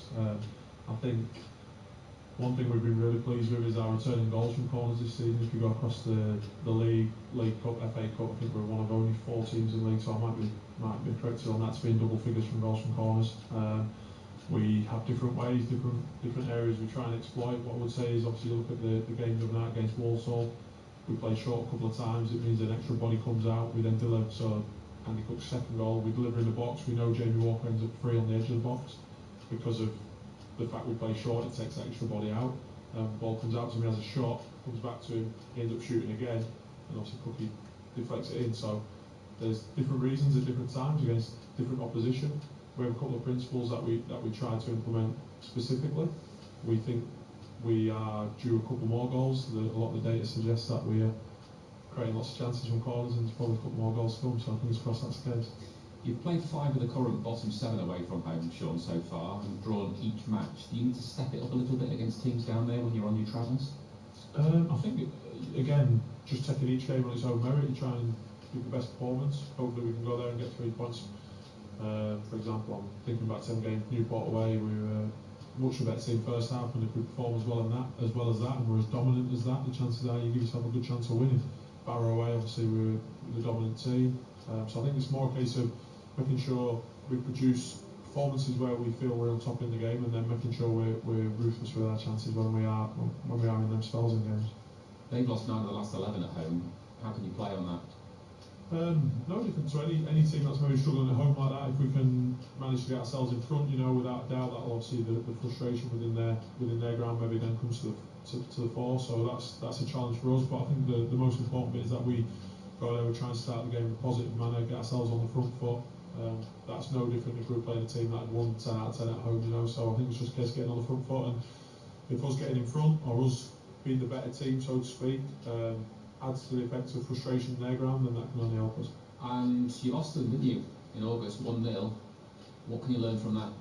I think the first half that day was not great from our perspective. We weren't terrible, we weren't fantastic. The second half we were super dominant, loads of chances, and ultimately didn't find one to put away. So to get the equaliser, I think that sort of the message that's been pretty consistent most of the season. When we're on top in games and we create chances, we have to try and take them when we can, and then put our foot down and try and score a second and third if we do get those in front. And just finally, Sean, what more are you expecting from your team?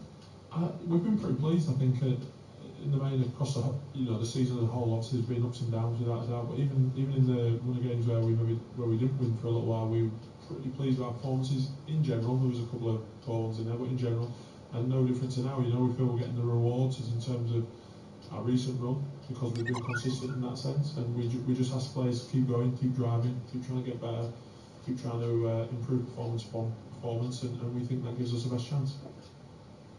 That's Sean Pearson speaking to Matt Dean. Let's have a quick thought from our expert summariser, Craig Disley, who is at the Memorial Ground watching Grimsby Town this afternoon against, Craig, one of your former teams. As we said in that interview, Town beaten by Bristol Rovers earlier in the season, and they've brought in somebody who you kind of want in these situations when you're struggling for results, in Steve Evans. Yeah, absolutely. I think from the outside looking in, you maybe would have thought they'd had a bit more of a bounce back from his arrival. So they've had a couple of games where they put a couple of results together, but I think they've lost the last 3 now. So I probably think from their point of view they've not had quite the bounce that they were expecting. And having played here for a few years, I know how difficult it is if you go behind in the game. So It's going to be a difficult one for them if we do manage to get in front. So fingers crossed we can start on the front foot and put them under pressure and really get this crowd turning against their own team. Craig, back for you alongside Matt Dean off commentary from 3 o'clock on 95.9 FM and Freeview channel 713. As for our digital radio and BBC Sounds commentary, that features the Iron. Scunthorpe United manager Andy Butler's praised Aldershot boss John Coleman ahead of today's meeting. He's been speaking to BBC Radio Humberside's James Fletcher on how they've changed since the 3-0 draw back in October. Well, since coming in, they've changed the form around completely. John's done a great job. He's galvanised them. Like I said, I think they're third in the form table themselves, so they've really made some changes and brought the belief back into the squad. Before even they came in, there was high goal scorers. So I think a case of shutting up shop and making sure they were solid, first and foremost, and then getting goals, which they've had now, is important. But yeah, tough game. Running really high, really full of confidence. That's everything I keep saying. If we don't approach the game 100%, then we get beat. But if we do approach it, we give ourselves a perfect opportunity to get a result. But it's only through hard work that we'll get it, because John Coleman's side work tirelessly hard. He's got a great reputation in the game.